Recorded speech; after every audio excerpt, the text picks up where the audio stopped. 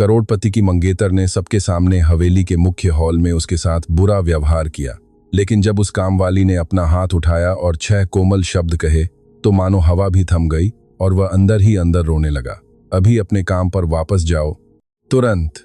तुम जैसी मामूली नौकरानी। काव्या मेहरा की आवाज सिंघानिया हवेली के मुख्य हॉल की संगमरमर की दीवारों से टकराकर ऐसे गूंजी मानो खुद उस आलीशान हवेली को ही किसी ने डांट पिला दी हो। कोने की मेज पर रखे कांच के 3 गिलास थरथरा उठे।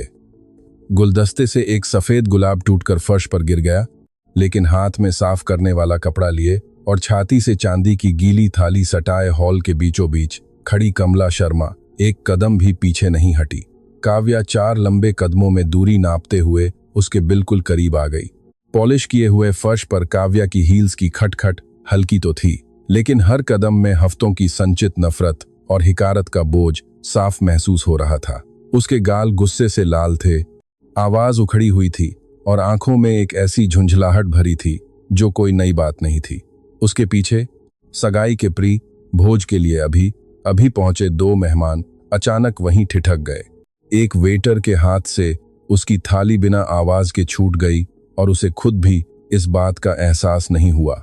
उसे उठाने के लिए कोई आगे नहीं बढ़ा। क्या बहरी हो गई हो तुम? मैंने तुमसे कहा था कि मेरे होने वाले पति के आने से पहले उस गैलरी को साफ कर देना, और तुम यहाँ खड़ी होकर मुझे इस बेरुखी भरे चेहरे से ताक रही हो। कमला ने तुरंत कोई जवाब नहीं दिया। उसने बड़े ध्यान से थाली को नीचे रखा, उसे पास की मेज पर टिकाया और अपने हाथों में पकड़े कपड़े की तह बनाने लगी। वह यह सब बहुत धीरे धीरे कर रही थी, जैसे कोई बहुत कीमती चीज संभाल कर रख रही हो। बरसों की ईमानदारी की मेहनत से सख्त हो चुकी उसकी उंगलियां एक पल के लिए भी नहीं कांपी। हॉल से 10 मीटर की दूरी पर अभी बंद हुए मुख्य दरवाजे की चौखट के पीछे छिपे धर्मपाल जी ने अपने होठ भींच लिए। वह मुख्य सेवक पिछले 3 दशकों से सिंघानिया परिवार की सेवा कर रहे थे। उन्होंने आदित्य बाबू के स्वर्गीय पिताजी को दम तोड़ते देखा था। उन्होंने खुद आदित्य बाबू को तब गोद में खिलाया था जब वह महज एक छोटे से बच्चे थे, और वह आने वाले तूफानों को उनके उठने से पहले ही भांप लेना जानते थे। यह तनाव कोई नया नहीं था। काव्या मेहरा पिछले कई हफ्तों से हवेली के कर्मचारियों के साथ बेहद बेरुखी से पेश आ रही थी, लेकिन आज सुबह की बात में कुछ ऐसा था जिसने उनके माथे पर ठंडा पसीना ला दिया था। तो क्या इरादा है? काव्या कमला से 1 मीटर की दूरी पर तनकर खड़ी होते हुए चिढ़कर बोली। मुंह खोलोगी या मैं खुद आदित्य बाबू से कहकर आज ही दोपहर को तुम्हें नौकरी से निकलवा दूं? क्योंकि याद रखो प्यारी, मेरा सिर्फ एक इशारा ही काफी है, सिर्फ एक, और कल तक इस पूरे शहर में तुम्हारे लिए सारे दरवाजे बंद हो जाएंगे, एक भी काम नहीं मिलेगा। मेहमानों ने असहज होकर एक दूसरे को देखा। एक उम्रदराज महिला जिन्होंने मोतियों का ऐसा कीमती हार पहन रखा था जिसकी कीमत कमला के जन्म वाले उस छोटे से घर से भी कहीं ज्यादा थी, ने घबराकर अपना हाथ छाती पर रख लिया।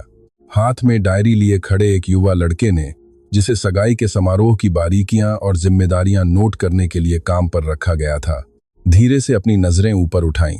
उसके पेशेवर तजुर्बे ने उसे इशारा कर दिया था कि यह मामला महज एक मामूली कहासुनी से कहीं बड़ा रूप लेने जा रहा है। मैम साहब, आखिरकार कमला ने बहुत ही शांत और धीमी आवाज में कहा, इतनी धीमी कि वहां मौजूद हर किसी को सुनने के लिए थोड़ा आगे झुकना पड़ा। मैंने वह गैलरी 2 घंटे पहले ही साफ कर दी थी। अगर आप चाहें तो खुद जाकर देख सकती हैं, वह बिल्कुल साफ है। मुझसे इस लहजे में बात मत करो। काव्या ने अपना चेहरा कमला के चेहरे के पास लाते हुए चिल्लाकर कहा, यहां तुम्हारी कोई हैसियत नहीं है। तुम सिर्फ एक नौकरानी हो, समझी तुम? एक मामूली नौकरानी, और नौकरों को पलटकर जवाब देने का कोई हक नहीं होता। धर्मपाल जी ने अपनी आंखें बंद कर लीं। यह किसी भी इंसान के आत्मसम्मान के लिए बर्दाश्त की हद से बाहर की बात थी, लेकिन वह कमला को अच्छे से जानते थे। वह जानते थे कि वह कभी पलटकर जवाब नहीं देती। उसे इस हवेली में काम करते हुए 7 महीने हो चुके थे, और इस दौरान उसने कभी अपनी आवाज ऊंची नहीं की थी, कभी देर से नहीं आई थी, और न ही कभी कोई मदद मांगी थी। वह अपनी मर्जी से बहुत शांत और सादगी से रहती थी, मानो इस दुनिया से बिना कोई शोर मचाए गुजर जाना चाहती हो। काव्या ने पूरे रौब के साथ अपना हाथ आगे बढ़ाया, अंगूठियों से लदा खुशबूदार और मैनिक्योर किया हुआ हाथ, और उसे एक लंबे ठहरे हुए पल के लिए हवा में लटकाए रखा, जो सीधे बाहर जाने के दरवाजे की तरफ इशारा कर रहा था। एक शब्द और, और मैं कसम खाती हूं कि आज ही दोपहर को तुम अपना बोरिया बिस्तर समेटकर यहां से दफा हो जाओगी। एक शब्द और बोला तो इस शहर का कोई भी रईस अपने घर का दरवाजा तुम्हारे लिए नहीं खोलेगा। तभी कमला ने कुछ ऐसा किया जिसकी उम्मीद किसी को नहीं थी। उसने धीरे से अपना हाथ उठाया। उसकी हथेली काव्या की तरफ खुली हुई थी, जैसे कोई बहती हवा को थमने का इशारा कर रहा हो। वह न तो चिल्लाई, न पीछे हटी और न ही उसने कोई तीखा जवाब दिया। उसने बस अपना वह साधारण, मेहनती और सीधा साधा हाथ उन दोनों के बीच हवा में उठा दिया और केवल 6 शब्द कहे। 6 ऐसे शब्द जो उस दोपहर को 2 हिस्सों में बांटने वाले थे। एक इस पल से पहले का वक्त और दूसरा इसके बाद का। आपकी आवाज मुझ तक नहीं पहुंचती। काव्या की पलकें एक बार झपकीं, फिर दूसरी बार, मानो उसे समझ ही ना आया हो कि उसने क्या सुना। उसने अपना हाथ नीचे किया, फिर ऊपर उठाया और फिर से नीचे कर लिया। उसने अपनी नजरों से मेहमानों, उस वेटर और डायरी वाले लड़के को टटोला, जैसे वह उम्मीद कर रही हो कि कोई उसे बताए कि उसने गलत सुना है। लेकिन वहां मौजूद हर कोई अपनी जगह पर पथरा चुका था। क्या क्या कहा तुमने? नौकरानी कहीं की। मैंने कहा कि आपकी आवाज मुझ तक नहीं पहुंचती। मेम साहब, कमला ने बिल्कुल उसी शांत और गंभीर लहजे में अपनी बात दोहराई। उसका हाथ अब भी उसी तरह खुला हुआ ऊपर उठा था। आंखें शांत थीं, जिनमें न तो कोई बगावत थी और न ही लाचारी। आप मुझे डांट सकती हैं, जिसके सामने चाहे मेरा अपमान कर सकती हैं, यहां तक कि मुझे एक छोटे से ब्रश से इस पूरी हवेली को साफ करने का हुक्म भी दे सकती हैं। मुझे इसी काम के लिए यहां रखा गया है और इसी के मुझे पैसे मिलते हैं। लेकिन मेरे भीतर एक ऐसी जगह भी है जहां आपकी यह आवाज दाखिल नहीं हो सकती। उस जगह पर आपका कोई अधिकार नहीं।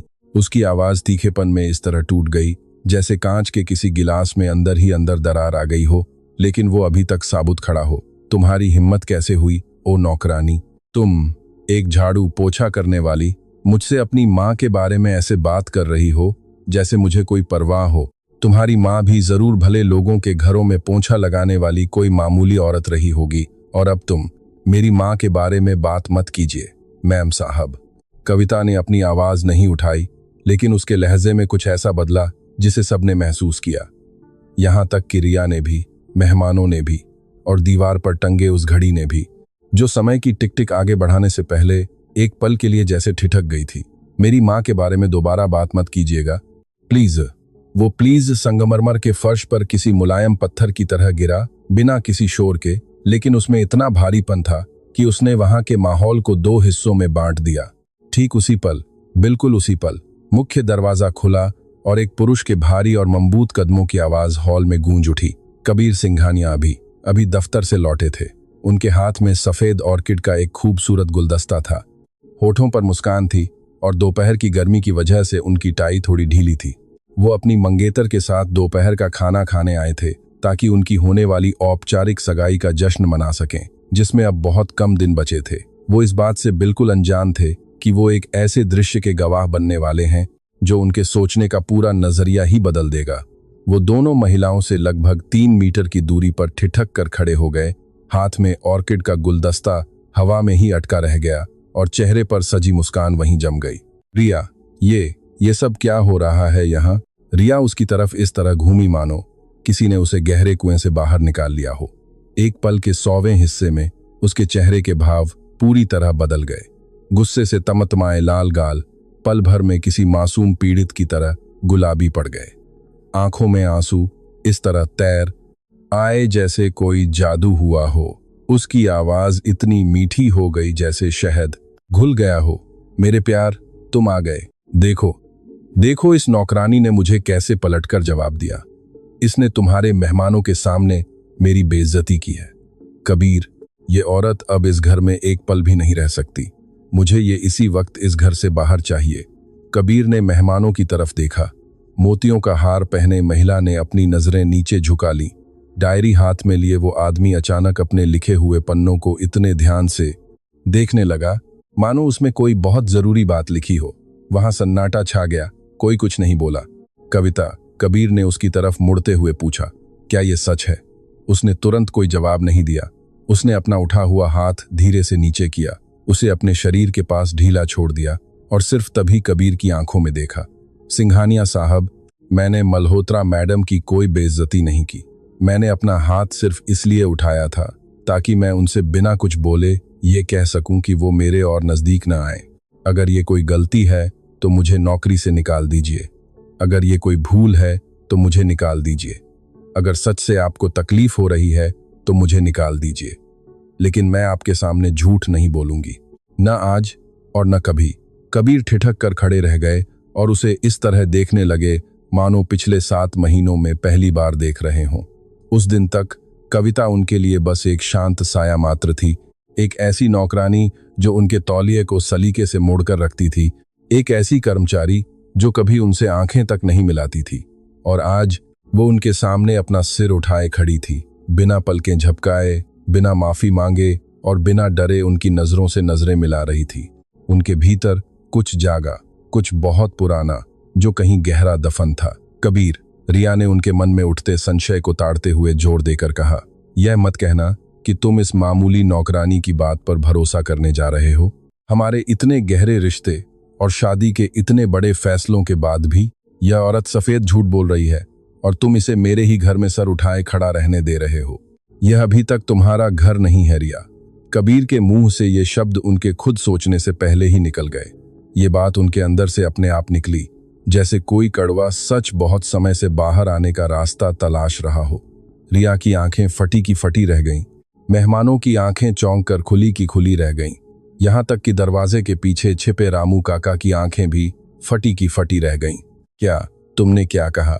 मैंने कहा कि यह अभी तुम्हारा घर नहीं है और किसी को भी नौकरी से निकालने से पहले मैं यह अच्छी तरह समझूंगा कि यहाँ आखिर हुआ क्या था।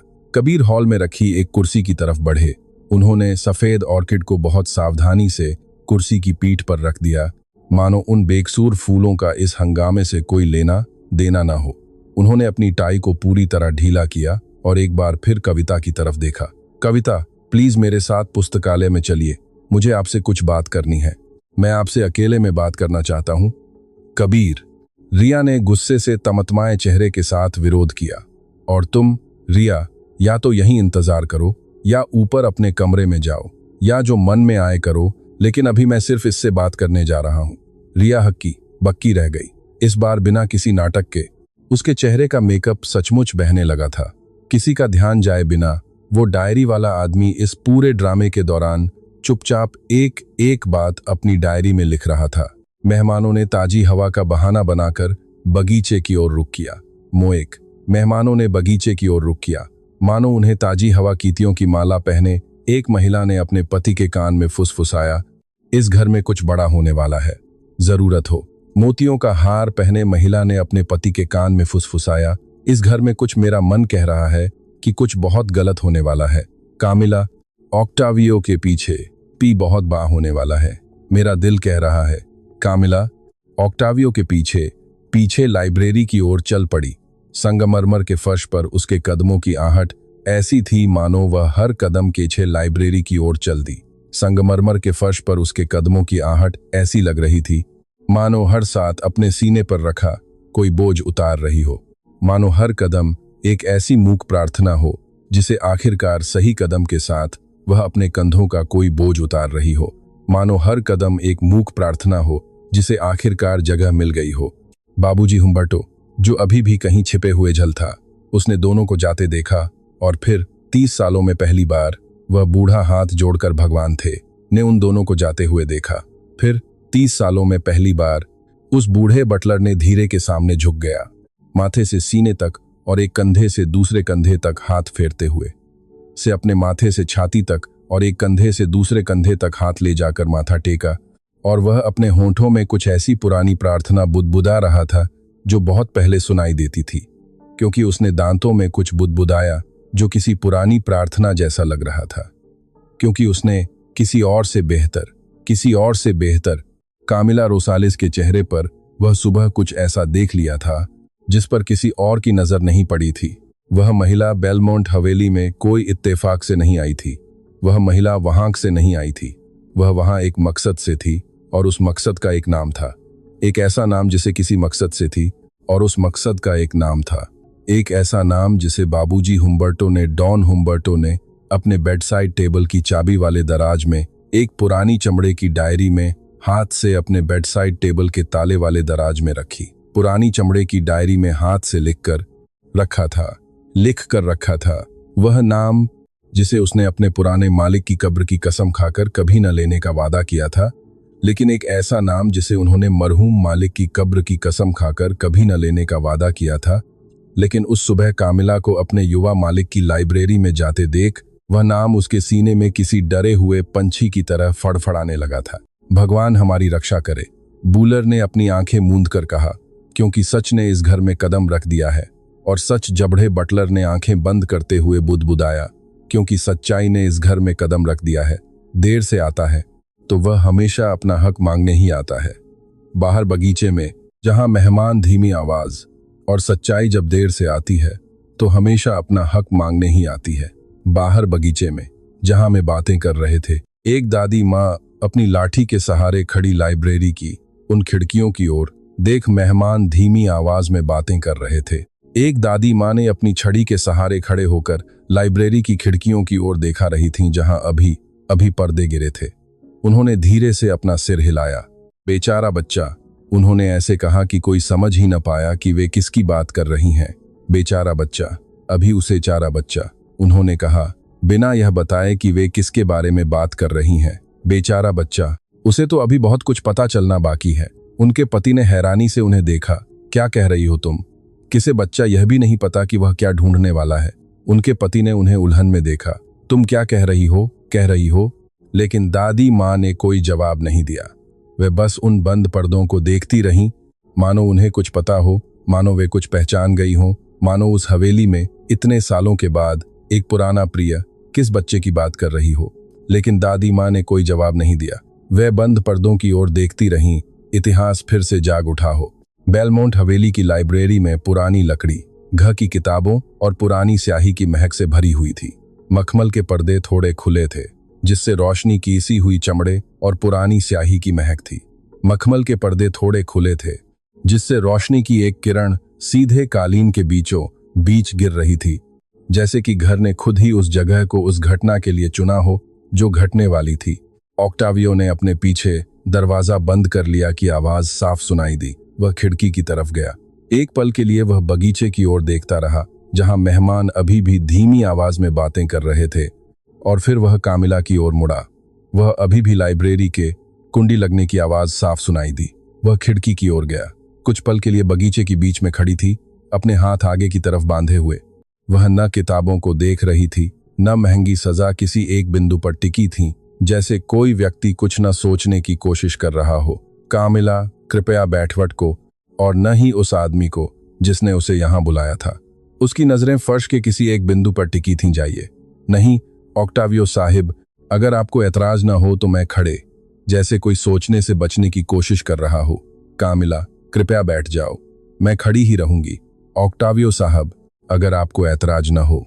ऑक्टावियो ने गहरी रहना ही बेहतर समझूंगी। ऑक्टावियो ने एक लंबी सांस ली और पासी के चमड़े के सोफे की ओर गया, लेकिन बैठा नहीं। उसने अपने हाथ कुर्सी के पिछले हिस्से पर रखे और उस सेत्थे पर हाथ टिकाए और उसे देखा। रोशनी कामिला के जूड़े में बंधे बालों पर पड़ रही थी, और 7 महीनों में पहली बार ऑक्टावियो ने महसूस किया कि उस महिला का एक चेहरा है, कोई काम या देखा। रोशनी कामिला के बंधे हुए बालों पर पड़ रही थी, और 7 महीनों में पहली बार ऑक्टावियो को एहसास हुआ कि उस महिला का एक चेहरा है। वह कोई काम करने वाली मशीन नहीं है, कोई यूनिफॉर्म नहीं है, वर्दी नहीं, एक चेहरा जिस पर कुछ लिखा था। लेकिन उसे अभी यह नहीं पता था कि कामिला वह बल्कि एक इंसान है जिसके चेहरे पर कोई गहरा बोझ है। लेकिन उसे अभी यह नहीं पता था कि कामिला, हाँ, बाहर जो हुआ वह ठीक नहीं था। रेनाटा की तरफ से मैंने अंदर आने से पहले दरवाजे के बाहर सब सुन लिया था। यह पहली बार नहीं है जब उसने स्टाफ के साथ ऐसा व्यवहार किया है। मतलब है, मैंने अंदर आने से पहले दरवाजे पर सब सुन लिया था। यह पहली बार नहीं है कि वह स्टाफ के साथ ऐसा बर्ताव करती है। लेकिन इस बार कुछ अलग था। कामिला ने कोई जवाब नहीं दिया, बस अपना सिर हल्का सा। लेकिन इस बार कुछ अलग था। कामिला ने कोई जवाब नहीं दिया, बस हल्का सा सिर झुकाया। मैं इस घर की तरफ से और अपनी तरफ से आपसे माफी मांगना चाहता हूं। उन शब्दों ने, मैं इस घर की ओर से और अपनी तरफ से आपसे माफी मांगना चाहता हूं। इन शब्दों ने कामिला को पहली बार नजरें उठाने पर मजबूर कर दिया। उसने उसे देखा और उस था जिसे ऑक्टावियो पहचान नहीं पाया। वह कृतज्ञता नहीं थी, न ही नफरत। नजर में कुछ ऐसा था जिसे ऑक्टावियो पहचान नहीं पाया। वह आभार नहीं था, न ही कोई नफरत। वह कुछ और था, किसी पुराने दर्द जैसा जिसे अचानक सांस लेने के लिए एक रास्ता मिल गया हो। आपको माफी मांगने की जरूरत, वह कुछ और था, किसी पुराने दुख जैसा जो अचानक किसी दरार से बाहर निकलने की जगह पा गया हो। आपको नहीं है। ऑक्टावियो साहिब, आपने अपनी आवाज ऊंची नहीं की। आपने मेरे साथ बुरा बर माफी मांगने की जरूरत नहीं है। ऑक्टावियो साहब, आपने अपनी आवाज ऊंची नहीं की। आपने मेरे साथ बुराताव नहीं किया। आप तो बस अपने घर आए थे। लेकिन मैं उस महिला के साथ मंगेतर के रिश्ते में बंधा हूं जिसने ऐसा किया, और इसलिए किसी न किसी तरह मैं भी जिम्मेदार हूं। साथ रिश्ते में बंधा हूं जिसने ऐसा किया, और इस नाते मैं किसी तरह जिम्मेदार हूं। कामिला ने फिर से नजरें झुका लीं और घूंट भरा। ऑक्टावियो ने पहली बार गौर किया कि उसकी आंखों में चमक थी, उन आंसुओं से नहीं जो गिरने वाले थे, बल्कि उनसे जो कहीं और दूसरी शामों में हजारों बार गिर चुके थे, और एक ऐसी नम चमक छोड़ गए थे जो अक्सर बहुत ज्यादा खामोशी में रोने वाली औरतों की आंखों में होती है। ऑक्टावियो साहब, अगर आपने मुझे यहाँ नौकरी से निकालने के लिए बुलाया है तो जल्दी कीजिए। मुझे सूरज ढलने से पहले घर पहुंचना है। मैंने तुम्हें नौकरी से निकालने के लिए नहीं बुलाया है, तो फिर मुझे यहाँ क्यों बुलाया है? ऑक्टावियो हिचकिचाया। वह उस पुरानी मेज की ओर गया जहां उसके पिता घर की चिट्ठियां लिखा करते थे। उसने वहां से एक फोटो फ्रेम उठाया जो हमेशा से वहीं था। एक बूढ़ी तस्वीर जिसमें एक मूंछों वाला आदमी पुरानी तस्वीरों की गंभीरता लिए कैमरे की ओर देख रहा था। उसने उसे पल भर के लिए अपने हाथों में थामे रखा, मानो मरे हुए आदमी की आंखों में जवाब ढूंढ रहा हो। फिर उसने उसे मेज पर रखा और दोबारा कामिला को देखा। मैंने तुम्हें इसलिए बुलाया है क्योंकि मुझे जानना है कि तुम कौन हो। क्या मतलब? मैं 7 महीने से तुम्हारे पास से गुजर रहा हूं, लेकिन तुम्हें देखा ही नहीं, जैसे तुम घर का कोई फर्नीचर हो। लेकिन आज जब आपने वो हाथ उठाया, जब आपने वो 6 शब्द कहे, तो मुझे कुछ महसूस हुआ। मैं नहीं जानता कि वो क्या था। मुझे नहीं पता कि वो आवाज मुझे इतनी जानी पहचानी क्यों लगी, लेकिन आपकी आवाज और आपके खड़े होने के अंदाज ने मुझे किसी की याद दिला दी। और मुझे यह जानना ही होगा कि आप मुझे किसकी याद दिला रही हैं, क्योंकि जब से मैं 1 घंटे पहले इस हॉल में आया हूं, मेरे सीने से यह बेचैनी दूर होने का नाम ही नहीं ले रही है। कमला बिल्कुल शांत खड़ी रही।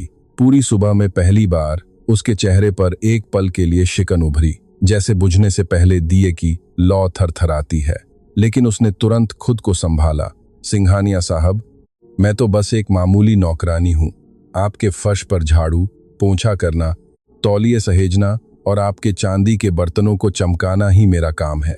आपको मेरे बारे में बस इतना ही जानने की जरूरत है। कमला, यही तो बात है कि अब मेरे लिए सिर्फ इतना जानना काफी नहीं है।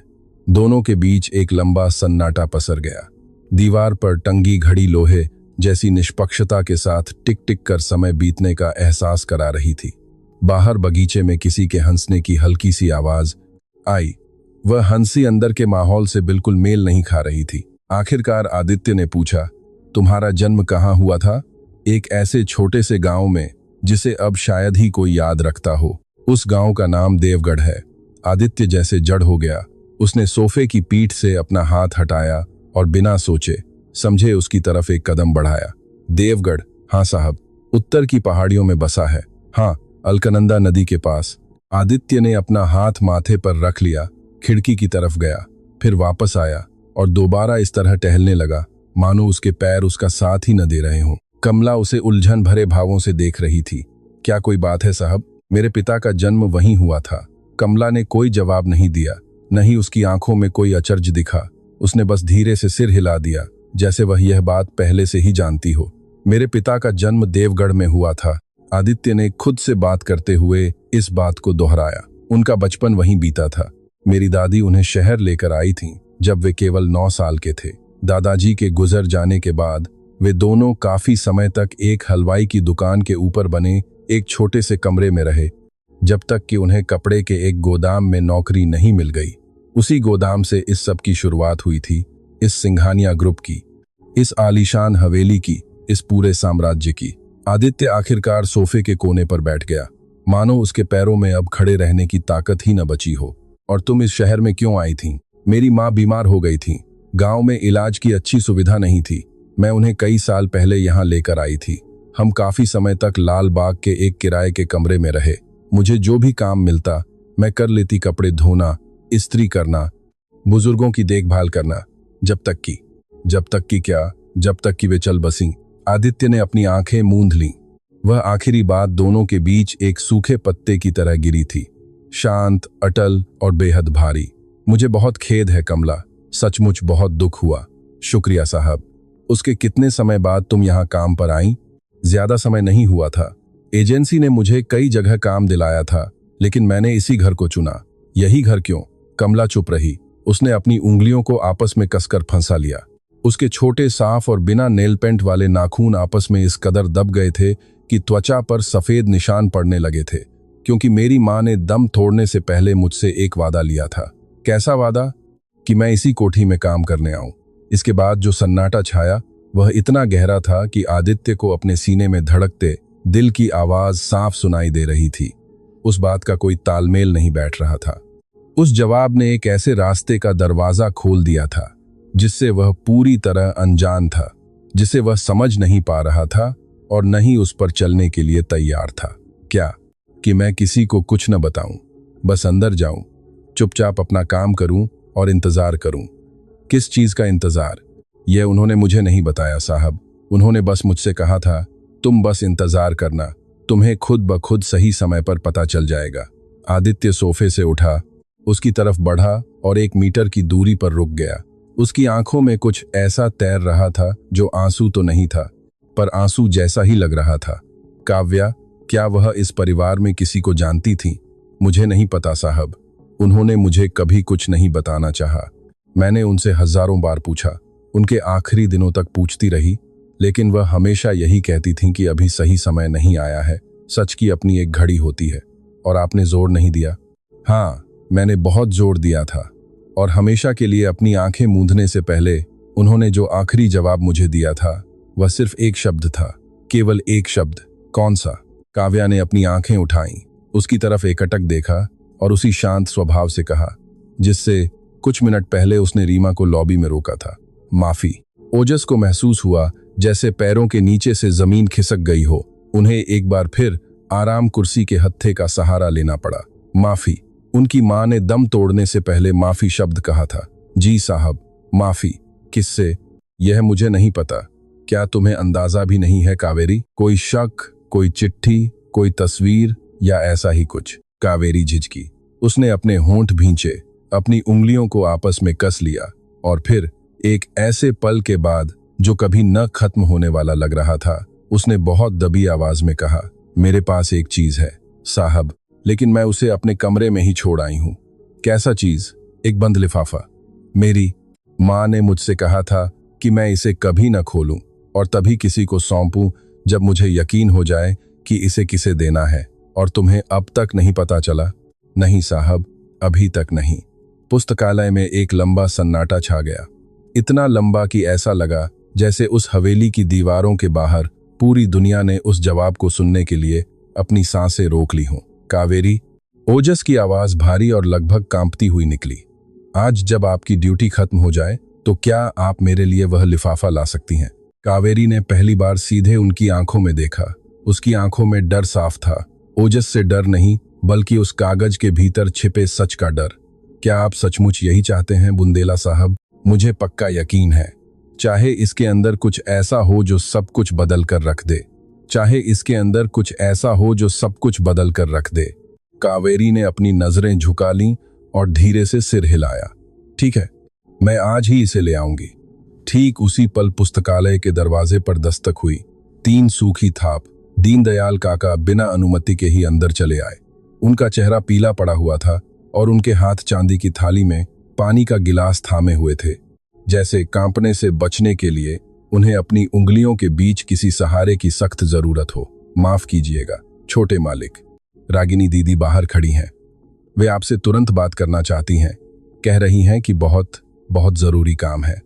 उन्हें कहो इंतजार करें। दीनदयाल। लेकिन छोटे मालिक, वे, मैंने कहा ना, वे इंतजार करें। दीनदयाल जी ने अपना सिर झुका लिया। पल भर के लिए उनकी नजरें कावेरी की नजरों से मिलीं और उस इशारे में कुछ ऐसा था जिसे दोनों में से कोई भी जुबान पर नहीं लाना चाहता था। एक सवाल, एक शक, एक पहचान जिसे अभी बयां नहीं किया जा सकता था। जैसी आपकी आज्ञा, छोटे मालिक। बूढ़े खानसामे ने पीछे हटते हुए दरवाजा बंद कर दिया, उतनी ही आहिस्ता से जैसे किसी बीमार के कमरे का दरवाजा बंद किया जाता है। ओजस ने दोबारा कावेरी की तरफ देखा। आज यहां से जाने से पहले मैं तुमसे एक और बात कहना चाहता हूं। जी कहिए।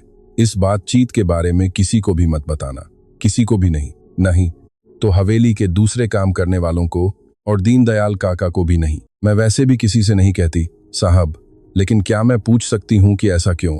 ओजस खिड़की के पास गए और बाहर बगीचे की तरफ देखने लगे। रागिनी गुलाब की क्यारियों के बीच फोन पर बात करते हुए बेचैनी से चक्कर काट रही थी। हवा में हाथ हिलाकर कुछ समझा रही थी। उसने एक बार भी पुस्तकालय की तरफ नहीं देखा। वह अपने फोन कॉल में बहुत ज्यादा मशगूल थी, क्योंकि इस घर में कुछ ऐसे लोग हैं, कावेरी, जो कई सालों से इसी तरह के किसी मौके का इंतजार कर रहे हैं, और मैं नहीं चाहता कि उन्हें अभी इस बात की कानों कान खबर हो। कैसा मौका साहब? ओजस पीछे मुड़े। खिड़की से आती रोशनी उनके आधे चेहरे पर पड़ रही थी, जबकि आधा चेहरा अंधेरे में था। ऐसा लग रहा था मानो एक ही शरीर के भीतर दो अलग अलग इंसान रह रहे हों, और उनमें से केवल एक ही अभी तक हिम्मत से खड़ा हो। वह मौका जब सच हमारे दरवाजे पर दस्तक देता है और कोई भी उसका सामना करने के लिए तैयार नहीं होता। कावेरी कुछ देर तक उन्हें देखती रही, फिर उसने हामी में सिर हिलाया। आज रात को मिलती हूं बुंदेला साहब, आज रात को। कावेरी वह दरवाजे की तरफ बढ़ने लगी। बाहर निकलने से ठीक पहले वह बिना पीछे मुड़े रुक गई। साहब? हाँ कहो। वह लिफाफा। उसकी आवाज पल भर के लिए लड़खड़ाई, पर उसने तुरंत खुद को संभाल लिया। उस लिफाफे के ऊपर एक निशान बना हुआ है, पुरानी स्याही से हाथ से बनाया गया एक चित्र। मेरी माँ ने अपने बाएं हाथ से उसे खुद बनाया था, क्योंकि उनका दाहिना हाथ काम करना बंद कर चुका था। कैसा चित्र है? 5 कोनों वाला एक सितारा, जिसके ठीक बीच में एक अक्षर लिखा है। कौन सा अक्षर? कावेरी ने एक गहरी सांस ली और इतनी धीमी आवाज में कहा कि ओजस को सुनने के लिए आगे झुकना पड़ा। अक्षर बब साहब। ओजस को महसूस हुआ जैसे उनके सीने के भीतर कुछ बहुत आहिस्ता से टूट गया हो, जैसे कांच का कोई कीमती प्याला अंदर ही अंदर चटक रहा हो, मिलीमीटर दर मिलीमीटर, और आखिर में पूरी तरह बिखर गया हो। बुंग। हाँ साहब। उनके सरनेम यानी बुंदेला का पहला अक्षर बब। और कावेरी पुस्तकालय से बाहर निकल गई। ओजस बुंदेला को अपने पिता से विरासत में मिली किताबों के बीच अकेला खड़ा छोड़कर।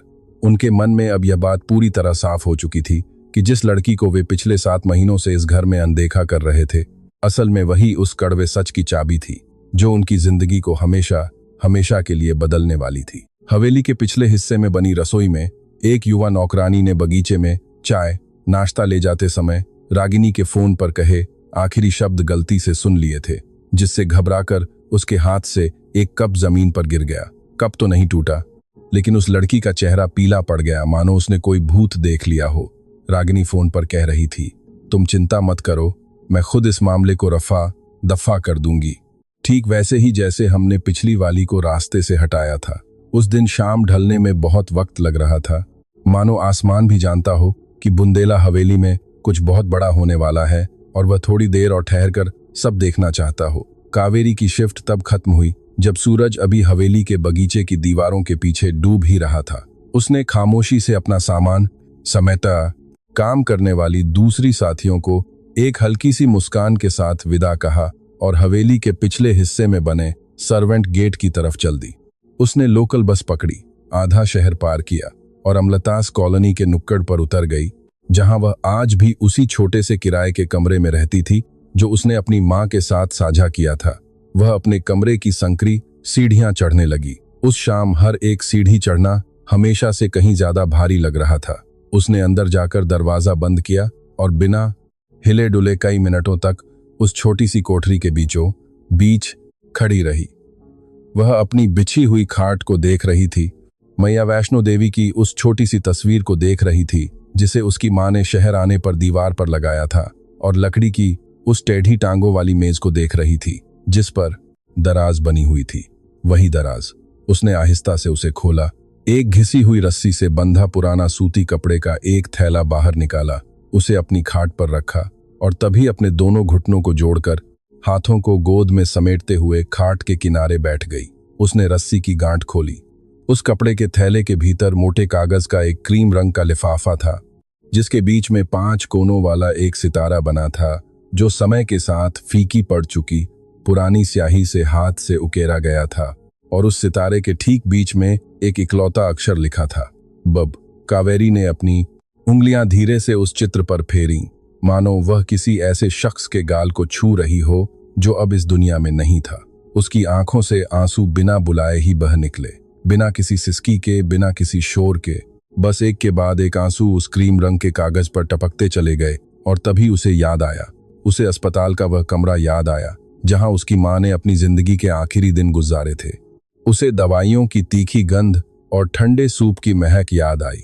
उसे रात की ड्यूटी वाली वह नर्स याद आई जिसने नियमों के खिलाफ जाकर भी उन्हें देर तक रुकने दिया था, क्योंकि वह समझ गई थी कि बिस्तर पर लेटी वह कमजोर, सूखी हुई महिला अगली सुबह का सूरज नहीं देख पाएगी।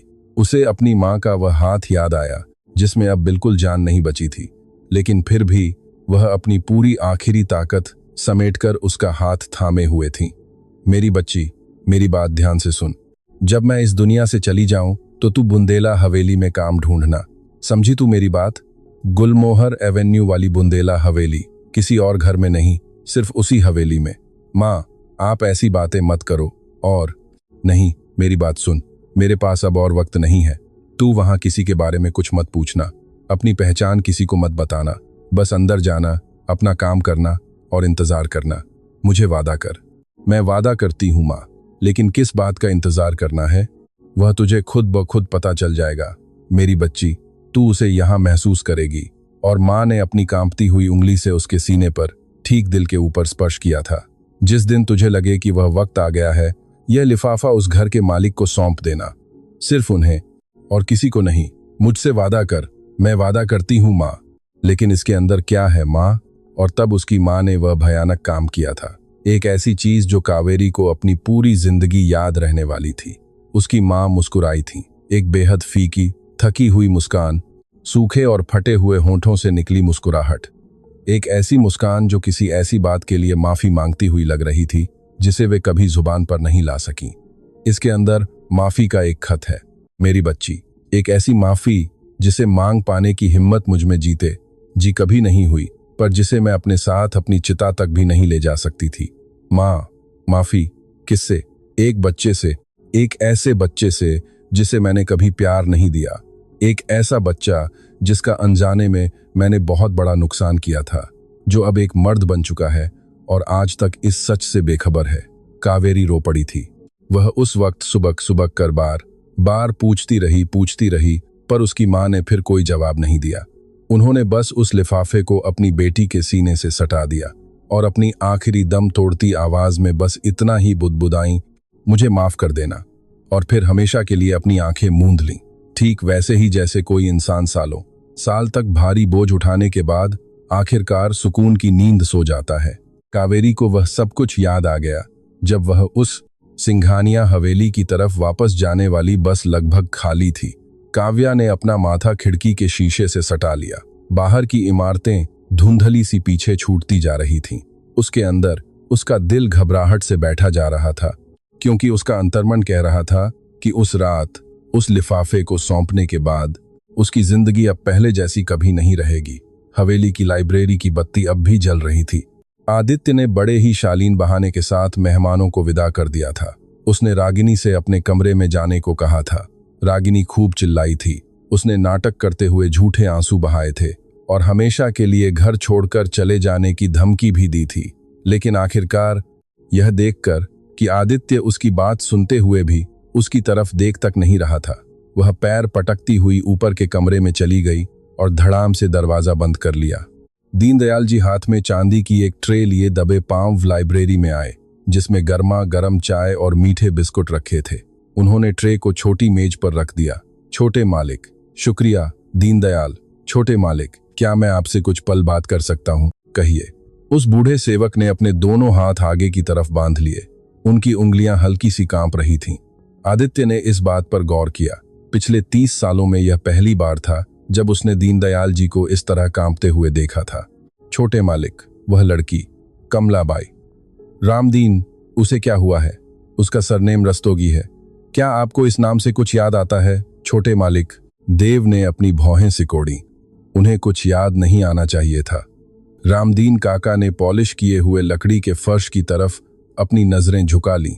उन्होंने एक गहरी सांस ली, अपने होंठ भींचे और फिर उस आवाज में बोले जैसे कोई आखिरकार उस भारी बोझ को उतारने का फैसला कर रहा हो जिसे उसने पूरे 30 साल से अपने सीने पर दबा रखा था। आपके पिताजी, छोटे मालिक, हमारे स्वर्गीय सिंघानिया साहब, अपनी मौत की उस रात इसी कमरे में दम तोड़ने से ठीक पहले उन्होंने मुझसे एक गुजारिश की थी। उन्होंने मुझसे एक वादा लिया था जो मैंने उनसे किया तो सही, पर कभी निभा नहीं पाया। कैसी गुजारिश? उन्होंने मुझसे कहा था कि अगर कभी भी किसी भी वक्त इस हवेली में रस्तोगी सरनेम का कोई इंसान आए तो मैं फौरन उसके बारे में उनके इकलौते वारिस को यानी आपको बता दूं। छोटे मालिक, उन्होंने कहा था कि मैं एक दिन की भी देरी न करूं क्योंकि यह बहुत जरूरी बात थी। रामदीन काका, पूरे 7 महीने से वह लड़की यहां काम कर रही है और आपने मुझे कुछ नहीं बताया, और मुझे पता था कि आपके स्वर्गीय पिताजी मुझे देर से ही सही, छोटे मालिक, पर माजरूर कर देंगे। शायद अभी भी वक्त है, शायद अभी भी देर नहीं हुई है। उदय बैठ गया। उसने अपने दोनों हाथों से अपना सिर पक लिया। मेरे पिताजी ने कभी नहीं बताया कि ऐसा क्यों था। नहीं छोटे मालिक, कभी नहीं। उन्होंने बस मुझसे इतना ही कहा था, राम सिंह, अगर इस सरनेम का कोई भी व्यक्ति यहाँ आए तो मेरे बेटे को वह सब जानने का पूरा हक है जिसे बताने की हिम्मत मैं खुद कभी नहीं जुटा पाया। और आपने उनसे कभी नहीं पूछा कि उन्हें मुझे क्या बताना था। छोटे मालिक, उस माने में मैं तो महबूब दीवान जी का एक मामूली सा सहायक था। आपके पिताजी मेरे मालिक थे, मेरे दोस्त नहीं। कोई अपने मालिक से ऐसी बातें नहीं पूछता। हमारा काम तो बस वादा करना और हुक्म का पालन करना होता है। उदय काफी देर तक खामोश रहा, फिर वह उठा और बही सी खिड़की की तरफ चल दिया। बाहर रात का गहरा अंधेरा छा चुका था। बगीचा पुरानी पीली लाइटों की रोशनी से जगमगा रहा था। राम सिंह जी, छोटे मालिक, जाओ तुम अब जाकर आराम करो। आज की रात मैं पुस्तकालय में ही रुकूंगा। जब काव्या आए तो उसे सीधे अंदर भेज देना और फिर तुम अपने कमरे में चले जाना। आज रात यहाँ जो भी बात होगी उसे कोई और नहीं सुनना चाहिए, समझ गए? समझ गया छोटे मालिक। और राम सिंह जी, देर से ही सही, पर सच बोलने की हिम्मत दिखाने के लिए बहुत बहुत शुक्रिया। बूढ़े राम सिंह ने अपना सिर झुका लिया। उसकी पथराई आंखों में एक पल के लिए नमी तैर गई, फिर वह दरवाहा पीछे से बंद करके चला गया। उसने दरवाहा इतनी नरमी से बंद किया जैसे शाम की आखिरी आरती के बाद मंदिर के कपाट बहुत धीरे से बंद किए जाते हैं। काव्या जब हवेली पहुंची तब लॉबी की दीवार घड़ी में रात के 9 से यादा का वक्त हो रहा था। राम सिंह बिना एक शब्द बोले उसे सीधे पुस्तकालय की तरफ ले गए। उन्होंने दरवाहा खोला, एक पल के लिए उसकी आंखों में देखा, धीरे से हामी में सिर हिलाया और वहां से चले गए। अंदर उदय मे के पास खा उसका इंतजार कर रहा था। काव्या अंदर आई, अपने पीछे दरवाहा बंद किया और कालीन के बीचों बीच चलकर आई। उसने अपने झोले से कफे की एक पोटली निकाली, उसे मेज पर रखा, उसकी डोरी खोली, उसमें से लिहागा निकाला और दोनों हाथों से उदय की तरफ बहा दिया। उदय ने उसे थाम लिया। एक पल के लिए उसकी उंगलियां काव्या की उंगलियों से छू गईं। दोनों को कुछ महसूस हुआ, एक करंट सा, एक सिहरन सी, जैसे कई सालों से छूटे हुए 2 धागे आखिरकार आज आपस में मिल गए हों। उदय आराम कुर्सी पर बैठ गया। काव्या में के दूसरी तरचमे की एक छोटी स्टूल पर बैठ गई। उदय ने लिहाहा में पर रखा अपनी उंगलियों को उस पर बनी तारे की आकृति पर फेरा, अक्षरबब को छुआ और उसकी आंखों से आंसू बह निकले जिन्हें छुपाने की उसने कोई कोशिश नहीं की। यह वही मोहर है जिसे मेरे पिताजी अपनी जवानी के दिनों में अपनी चिट्ठियों पर लगाया करते थे, उसने भर्राई हुई आवाज में कहा। 5 कोनों वाला एक तारा जिसके बीच हमारे सरनेम का पहला अक्षर बब लिखा है। इसे सबसे पहले मेरे दादाजी ने बनाया था। मेरे पिताजी ने अपनी पूरी जिंदगी इसका इस्तेमाल किया। मुझे लगा था कि यह मोहर उन्हीं के साथ हमेशा के लिए दन हो गई। मेरी माँ ने अपने बाएं हाथ से इस लिहाहे पर इसे बनाया था। उनका दायां हाथ काम नहीं करता था। क्या आपकी माँ मेरे पिताजी को जानती थीं काव्या? मुझे नहीं पता। क्या उन्होंने कभी उनके बारे में आपसे कोई बात की थी? कभी किसी नाम का जिक्र किया था? कभी नहीं सर। मेरी माँ अपने सारे राह अपने साथ ही इस दुनिया से ले गईं। मेरे लिए उन्होंने बस यह लिहागा छोड़ा और एक शब्द, माई। उदय ने अपनी आंखें बंद की, एक गहरी सांस ली, लिहाहे के किनारे को अपनी उंगलियों में पका और उसे धीरे धीरे खोलने लगा। काग सरसराने लगा। अंदर काग के कई मुहे हुए पन्ने थे और उन पन्नों के बीच एक तस्वीर थी। वह तस्वीर सबसे पहले में की लकी पर आ गिरी। वह एक पुरानी ब्लैक एंड व्हाइट तस्वीर थी, जिसके किनारे वक्त के साथ मुंह चुके थे और पीले पा गए थे। तस्वीर में एक मुस्कुराती हुई जवान औरत पार्क की एक बेंच पर बैठी हुई दिखाई दे रही थी। वह अपने बगल में बैठे एक नौजवान के कंधे पर अपना हाथ रखे हुए थी। उस आदमी की पतली मूंछें थीं, सिर पर एक सुंदर हैट और बदन पर हल्के रंग का सूट था। वह उस औरत को देखकर मुस्कुरा रहा था, एक ऐसी मुस्कुराहट जो वो सब कुछ बयां कर रही थी जो कोई मर्द किसी महजान पहचान वाली औरत को देखकर कभी नहीं मुस्कुराता। उदय ने उस तस्वीर को देखा और उसके चेहरे का रंग उड़ गया। काव्या, जी सर, इस तस्वीर में जो महिला है वो तुम्हारी माँ है? जी सर, ये मेरी माँ की जवानी की तस्वीर है। और ये जो बगल में आदमी है? काव्या में की तर झुकी। उसने तस्वीर को गौर से देखा। उसने इसे पहले कभी नहीं देखा था। उसकी माँ ने इसे लिगाहे के अंदर छिपा कर रखा था और उसे कभी नहीं दिखाया था। मुझे नहीं पता सर, मैंने इन्हें कभी नहीं देखा। उदय ने कांपते हाथों से तस्वीर उठाई, उसे टेबल लैंप की रोशनी के पास ले गया और उसे पलटा। पीछे की तरफ पुरानी आलीशान लिखाई में पेंसिल से एक पंक्ति लिखी हुई थी, महा कुछ शब्द, मेरी माया के लिए हमेशा तुम्हारा देवेंद्र। उदय ने तस्वीर को मुंह पर गिरा दिया। उसने अपने दोनों हाथों से अपना चेहरा ढक लिया। उसका पूरा शरीर कांपने लगा। काव्या को कुछ समझ नहीं आया। मिस्टर बाजपेयी, क्या बात है? कौन है ये देवेंद्र? उदय ने धीरे से अपने हाथ हटाए। उसकी आंखें आंसुओं से भरी हुई थीं, जो अब बिना रुके उसके गालों पर बह रहे थे। उसने उसकी तरफ देखा, उसे काफी देर तक देखता रहा, जैसे कोई आखिरकार उस सच को समझ गया हो जो पिछले 7 महीनों से उसकी आंखों के सामने था, पर वो उसे देख नहीं पा रहा था। देवेंद्र बाजपेयी मेरे पिताजी थे। काव्या, वो मेरे पिताजी थे। उसके बाद छाए सन्नाटे की गहराई इतनी ज्यादा थी कि काव्या को साफ तौर पर अपनी पसलियों के पीछे धड़कते दिल की आवाज सुनाई दे रही थी। उसके हाथ कांपने लगे, उसका दम घुटने सा लगा, पेट में एक अजीब सी हलचल होने लगी। लेकिन काव्या, आदित्य ने रुआंसी आवाज में कहा, मुझे ये खत पढ़ने होंगे। मुझे इन्हें अभी के अभी पढ़ना है, हम दोनों को साथ मिलकर, क्योंकि मेरे सीने में एक अजीब सी बेचैनी हो रही है। मुझे लग रहा है कि इन कागजों में एक ऐसा सच छिपा है जो आपकी और मेरी जिंदगी को हमेशा हमेशा के लिए बदल देगा। और तभी उस हवेली के शांत अध्ययन कक्ष में, जहां आदित्य धड़कते दिल से पहला पन्ना खोल रहा था, शहर के एक दूसरे कोने में एक बेहद आलीशान अपार्टमेंट के अंदर, शालिनी सिंघानिया ने अपने चेहरे पर एक कुटिल मुस्कान के साथ फोन रखा। उसने अपने पास बैठे शख्स से कहा, कल दोपहर को वो काम वाली लड़की जैसे ही कोठी पर पहुंचेगी, उसे अपनी जिंदगी का सबसे बड़ा झटका लगने वाला है। कल के बाद वो लड़की इस घर में दोबारा कभी कदम नहीं रख पाएगी।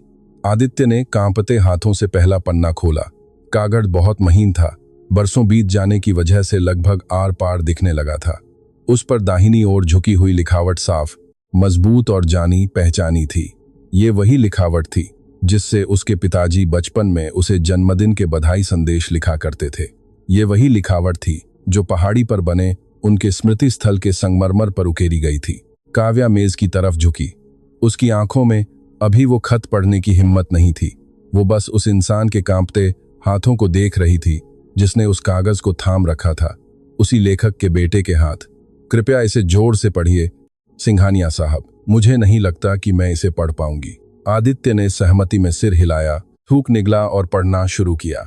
मेरी प्यारी मधु, आज मैं दफ्तर से तुम्हें ये खत लिख रहा हूं क्योंकि घर पर मुझे जरा भी चैन नहीं है।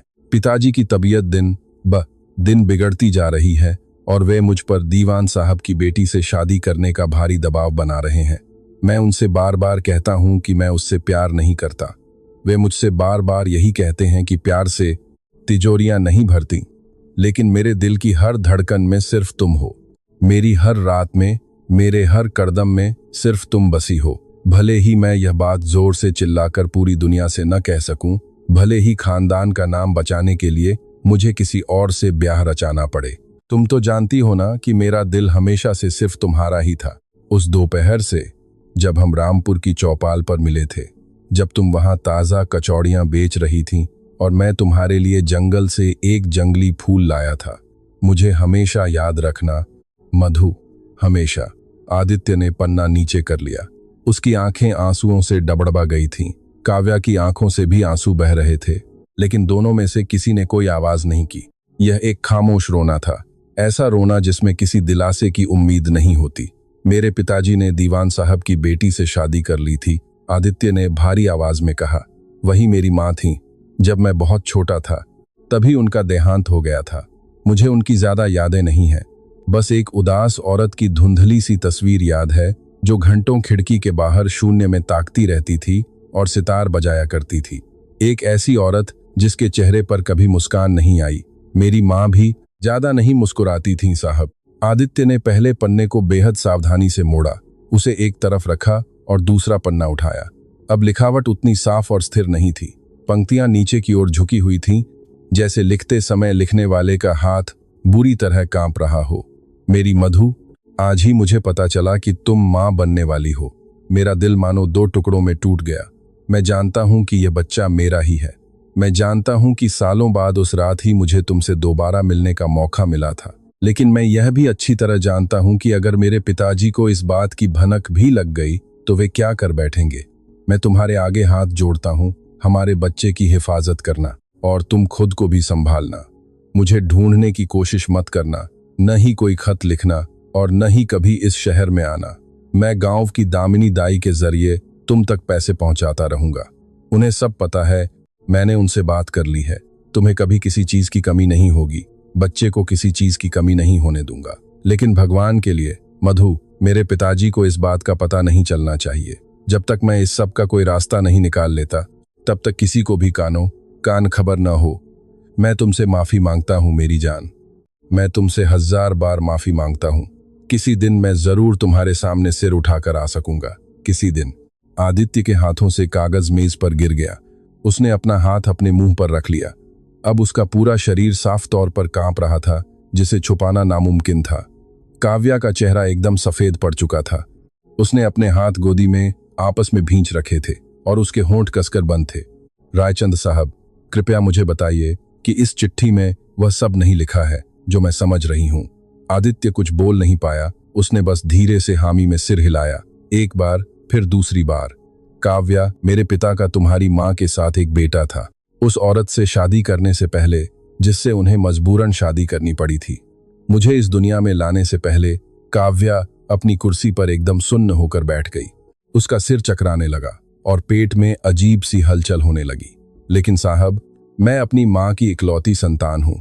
मैं अकेली हूँ, मेरी माँ का कोई और बच्चा कभी नहीं था। मुझे अच्छे से पता है, अगर ऐसा होता तो मुझे जरूर पता होता।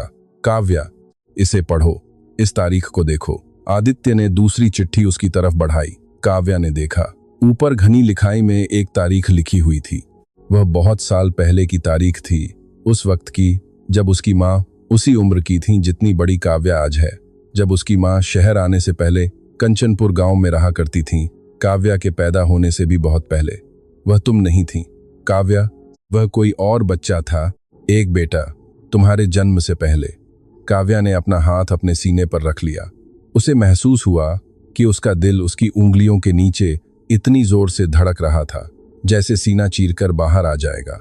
मेरा एक भाई था। हाँ, मेरा एक भाई था और मेरी माँ ने मुझसे यह बात कभी नहीं कही।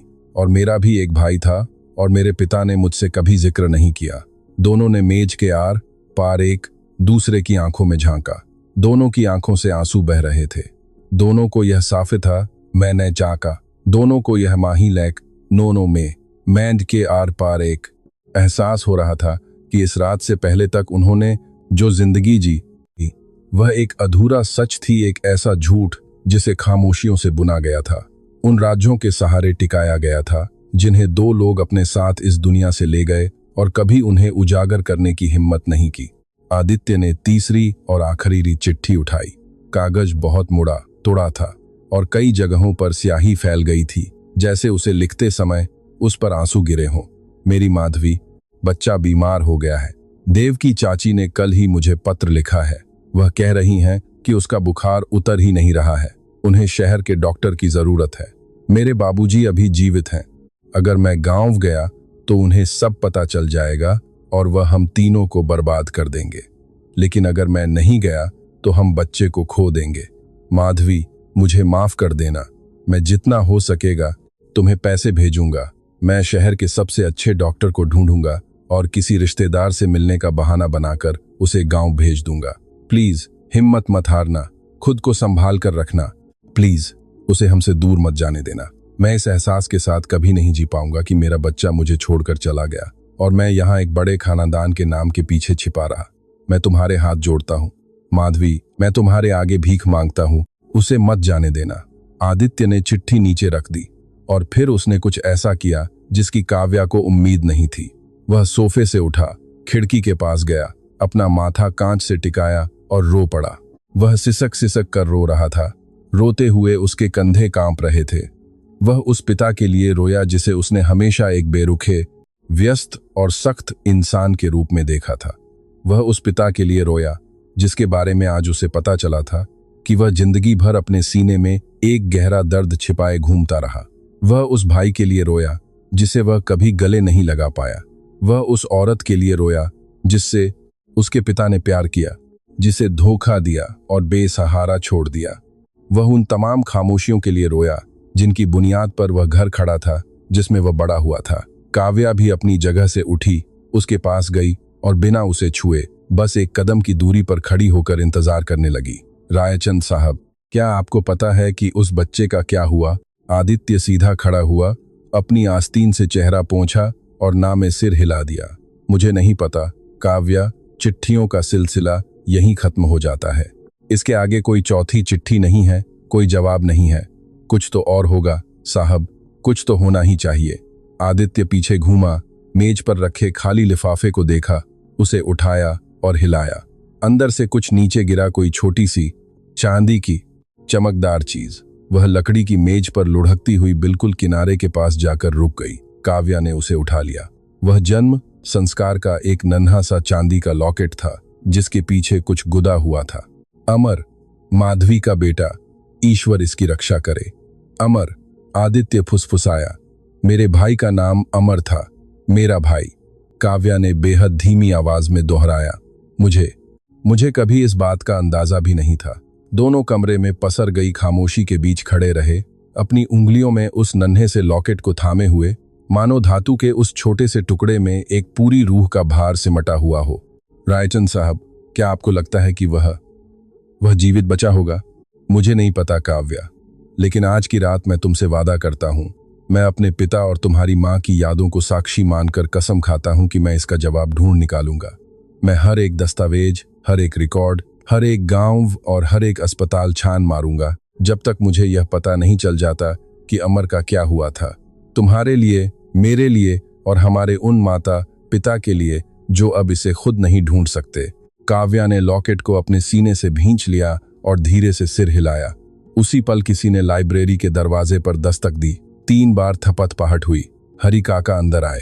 उनका चेहरा बुरी तरह उतरा हुआ था, जैसे उन्होंने अभी कोई बहुत भयानक बात सुन ली हो। छोटे मालिक, मुझे माफ कीजिएगा, लेकिन रसोई की नई लड़की जूही अभी भागती हुई आई है। वह कह रही है कि उसने कुछ सुना है, कुछ ऐसा जो आपको अभी इसी रात बहुत देर होने से पहले जानना जरूरी है। क्या बात है हरि काका? बूढ़े काका ने थूक घटका पहले काव्या की तरफ देखा, फिर आदित्य को देखा और किसी बेहद भारी खबर को सुनाने वाले की तरह कांपती हुई दबी आवाज में कहा, रिया दीदी आज दोपहर को फोन पर। उस लड़की ने इत्तेफाक से उनकी बातें सुन ली। वह किसी आदमी से बात कर रही थीं, एक ऐसा आदमी जिसका नाम जूही ने तुरंत पहचान लिया क्योंकि वह इसी घर में काम करता है। किसके बारे में बात कर रही थीं हरि काका? हरि काका ने अपनी आंखें बंद कर लीं और वह नाम लिया, निखिल वर्मा जी, छोटे मालिक। उनके भाई का नाम सुनकर आदित्य को लगा जैसे एक ही रात में दूसरी बार उसके चेहरे का सारा खून सूख गया हो। मेरा भाई निखिल? रिया निखिल से बात कर रही थी? हाँ छोटे मालिक। और उस लड़की को जो समझ में आया उसके मुताबिक वे दोनों कल ही नहीं मिले थे। वे दोनों तो रिया दीदी के इस घर में कदम रखने से बहुत पहले से ही एक दूसरे को जानते थे, बहुत पहले से। काव्या ने घबराकर अपने मुंह पर हाथ रख लिया। आदित्य मेज का सहारा लेकर टिक गया। उसे लगा जैसे पूरी लाइब्रेरी उसके आसपास चक्कर काट रही हो। एक और बात है, छोटे मालिक, हरी काका ने और भी गंभीर आवाज में जोड़ा, जैसी काव्या ने उनकी पहले कभी नहीं सुनी थी। फोन काटने से ठीक पहले उस लड़की ने रिया दीदी को एक ऐसी बात कहते सुना जिसने मुझे तुरंत भागकर आपके पास आने पर मजबूर कर दिया। एक ऐसी बात जिसे आपको बताने में मुझे बहुत तकलीफ हो रही है, पर बतानी ही होगी। कहिए हरी काका, रिया दीदी ने कहा था। छोटे मालिक, तुम चिंता मत करो मेरे प्यार, कल दोपहर को बुजुर्ग दयाल जी का वसीयतनामा सबके सामने आने वाला है, और जब वह सामने आएगा तो राघव को फूटी कौड़ी भी नहीं मिलेगी।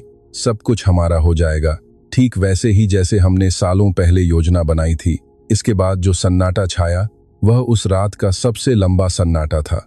लाइब्रेरी के बाहर गलियारे के एक खंभे के पीछे छिपकर हाथ में छड़ी लिए एक बुजुर्ग महिला आंखें बंद किए खड़ी सब सुन रही थी। यह वही महिला थी जो आज सुबह बगीचे में मेहमान बनकर आई थी। उनकी झुर्रियों से होकर आंसू खामोशी से बह रहे थे और उनके होंठ कोई बहुत पुरानी प्रार्थना बुदबुदा रहे थे। आरव, मेरे प्यारे बच्चे, मेरे बेटे, कितना समय, इस घर में लौटने के लिए मुझे न जाने कितने समय तक इंतजार करना पड़ा। हरिशंकर जी मेज के सामने सुन्न खड़े रह गए। उन्होंने अभी अभी जो शब्द कहे थे वे लाइब्रेरी की हवा में कुछ इस तरह तैर रहे थे जैसे आग बुझने के बाद हवा में धुआं रह जाता है। राघव गहरी सांसें ले रहा था, अपने विचारों को समेटने की कोशिश कर रहा था। काव्या ने आरव के उस लॉकेट को अपने सीने से लगा रखा था, मानो कोई ऐसा राज्य संभाल रही हो जो दुनिया के सामने आने के लिए पूरी उम्र से छटपटा रहा था। तभी गलियारे से लकड़ी के फर्श पर छड़ी की हल्की चोट की जानी पहचानी आवाज गूंजी, खट खट खट। कदम बहुत धीमे थे, बिना किसी जल्दबाजी के, मानो चलने वाले को अच्छी तरह पता हो कि उसे कहाँ जाना है और उसे तनिक भी जल्दी ना हो। हरिशंकर जी ने दरवाजे की तरफ मुड़कर अपनी भौहें सिकोड़ी। छोटे मालिक, क्या आज रात आप किसी और का भी इंतजार कर रहे हैं? नहीं हरिशंकर, किसी का नहीं। छड़ी की आवाज और करीब आई, दरवाजे के ठीक दूसरी तरफ रुक गई और फिर एक बुजुर्ग महिला की शांत मगर दृढ़ आवाज हवा को चीरती हुई आई, जैसे वह सदियों से अपनी बात कहने का इंतजार कर रही हो। राघव बेटा, मैं हूं छड़ी वाली वही औरत। मैं आज सुबह बगीचे में थी, कृपया दरवाजा खोलिए। मैं न जाने कितने सालों से इस पल का इंतजार कर रही हूं। राघव ने काव्या की तरफ देखा, काव्या ने हरिशंकर जी की ओर देखा। हरिशंकर जी धीमे कदमों से दरवाजे के पास गए, कुंडी पर हाथ रखा, एक पल के लिए हिचकिचाए और दरवाजा खोल दिया।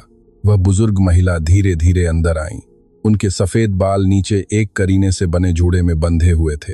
उनके चेहरे की झुर्रियां ऐसी लग रही थीं मानो किसी ने बहुत सब्र के साथ उन्हें उकेरा हो, जैसे उन्होंने न जाने कितने पतझड़ और सावन देखे हों। वह गहरे रंग की लकड़ी की एक छड़ी पर अपने शरीर का भार टिकाए हुए थीं, जिसके सिरे पर चांदी की एक घिसी हुई मूठ लगी थी। लेकिन उनकी आंखें, वे आंखें अब भी जवान, जिंदा दिल और चमकीली थीं, मानो दहकते हुए दो अंगारे हों जिन्हें वक्त भी बुझा नहीं पाया था। वह धीरे धीरे लाइब्रेरी के बीचों बीच आईं और काव्या के सामने खड़ी हो गईं। उन्होंने काव्या को देर तक निहारा और फिर उनकी झुर्रियों से बहकर दो आंसू नीचे गिर पड़े, पर उन्होंने उन्हें पोंछने के लिए हाथ तक नहीं उठाया। मेरी बच्ची, तुम बिल्कुल अपनी मां पर गई हो, बिल्कुल वैसी ही दिखती हो। काव्या को समझ नहीं आया कि वह क्या कहे। वह लॉकेट अब भी उसकी मुट्ठी में भींचा हुआ था। माफ कीजिएगा माँ जी, पर आप कौन हैं? क्या आप मेरी माँ को जानती थीं? उस बुजुर्ग महिला के चेहरे पर एक हल्की सी मुस्कान तैर गई, एक ऐसी मुस्कान जिसमें कोई बहुत पुराना राज छिपा था। उन्होंने अपना खाली हाथ काव्या की बाह पर रखा। मेरी बच्ची, मैं आशा देवी हूँ, रामपुर गांव की दाई माँ। मैं वही हूँ जिसने तुम्हारे भाई आरव के जन्म के समय तुम्हारी माँ की मदद की थी, जिसने इस बच्चे को अपने इन्हीं हाथों में संभाला था, जिसे राघव के पिता कभी देख भी नहीं पाए। राघव सोफे से उठ खड़ा हुआ, उनके करीब आया और उन्हें ऐसी नजरों से देखने लगा जिसमें उम्मीद थी या डर, वह खुद नहीं समझ पा रहा था। आशा जी, मेरे पिताजी ने उन चिट्ठियों में आपका जिक्र किया है जिन्हें हम अभी पढ़ रहे थे। मुझे पता है बेटा, मुझे पता है। मैंने खुद तुम्हारे पिताजी से कहा था कि वे इस बात को लिख कर रख लें, ताकि अगर कभी यह दिन आए, अगर कभी इंसाफ का वक्त आए, तो सच सबके सामने हो। आप आज सुबह मेरे बगीचे में आई थीं। आप यहाँ तक कैसे पहुंची? आशा जी ने अपने दोनों हाथ छड़ी की मूठ पर टिका लिए। वह कुछ इस तरह खड़ी हो गईं, मानो बरसों से संभाल कर रखी कोई कहानी सुनाने की तैयारी कर रही हो। मैं सालों से इस घर के चक्कर लगा रही हूँ राघव बेटा, सालों से। तुम्हारे हर जन्मदिन पर, तुम्हारे पिताजी की हर पुण्यतिथि पर मैं अशोक मार्ग पर खड़ी होकर दूर से ही इस हवेली की चमकती खिड़कियों को निहारा करती थी। कभी घंटी बजाने की हिम्मत नहीं हुई। समझ नहीं आता था कि बात कहाँ से शुरू करूं। फिर कुछ महीने पहले मुझे पता चला कि एक वर्मा सरनेम वाली लड़की इस हवेली में काम करने आई है। तब मुझे समझ आ गया कि वह दिन अब करीब है। मुझे विश्वास हो गया कि मंजू ने, वह जहां भी होगी, अपनी बेटी को उसी जगह भेजने का कोई ना कोई रास्ता ढूंढ ही लिया है जहां उसे होना चाहिए था। और बस तभी से मैं इस घर के अंदर आने के मौके का इंतजार करने लगी। लेकिन आज आप अंदर कैसे आईं? तुम्हारे पिताजी के पुराने दोस्तों की मदद से बेटा। दोपहर के भोज में मोतियों का हार पहनकर जो महिला आई थीं, वे सालों पहले तुम्हारे पिता की जवानी के दिनों की सहेली थीं। उन पर मेरा एक पुराना एहसान था। मैंने उनसे गुजारिश की कि वे मुझे अपनी सहेली के तौर पर इस दावत में साथ ले चलें। वे मान गईं और इसी वजह से मैं यहाँ पहुंच पाई। ठीक उसी वक्त जब यह सारा सिलसिला शुरू होने वाला था, हरिशंकर जी ने सिर झुकाकर आशा जी के पास कदम बढ़ाए। माँ जी, मुझे माफ कर दीजिए। अगर मैंने पहले मुंह खोला होता, अगर मुझमें छोटे मालिक को वह सब सच बताने की हिम्मत होती जो उनके पिताजी ने मुझसे कहा था, तो शायद आज सब कुछ अलग होता। नहीं हरिशंकर, हर चीज का अपना एक सही समय होता है और यही वह समय है। न इससे पहले न इसके बाद, बिल्कुल अभी। राघव ने एक गहरी सांस ली, पास रखी एक कुर्सी खींची और बैठ गया।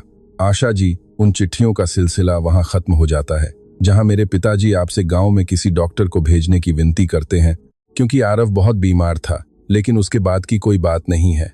मुझे जानना है, मुझे जानना ही होगा कि उस बच्चे का क्या हुआ। आशा जी ने अपनी नजरें नीचे झुकाकर अपनी छड़ी की तरफ देखा।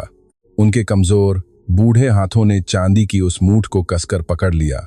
उन्होंने बोलने में थोड़ा समय लिया और जब वे बोलीं तो उनकी आवाज पहले से भी ज्यादा भारी और कांपती हुई थी। डॉक्टर बहुत देर से पहुंचा। बेटा, बहुत देर हो चुकी थी। तुम्हारे पिता ने शहर से पूरी कोशिश की थी, लेकिन उस जमाने में सड़कें कच्ची थीं और उस हफ्ते भारी बारिश की वजह से पुल बह गए थे। जब डॉक्टर किसी तरह नदी पार करके गांव पहुंचा, तब तक बच्चे को तेज बुखार में तपते हुए 3 दिन बीत चुके थे। हमने अपनी तरफ से हर मुमकिन कोशिश की। ठंडी पट्टियां रखीं, जड़ी बूटियां दी, दुआएं मांगी, लेकिन आरव की वो नन्ही सी जान बहुत छोटी थी और बीमारी बहुत बड़ी। काव्या ने दर्द से अपने दोनों हाथ अपने मुंह पर रख लिए। राघव ने अपनी आंखें मूंद लीं।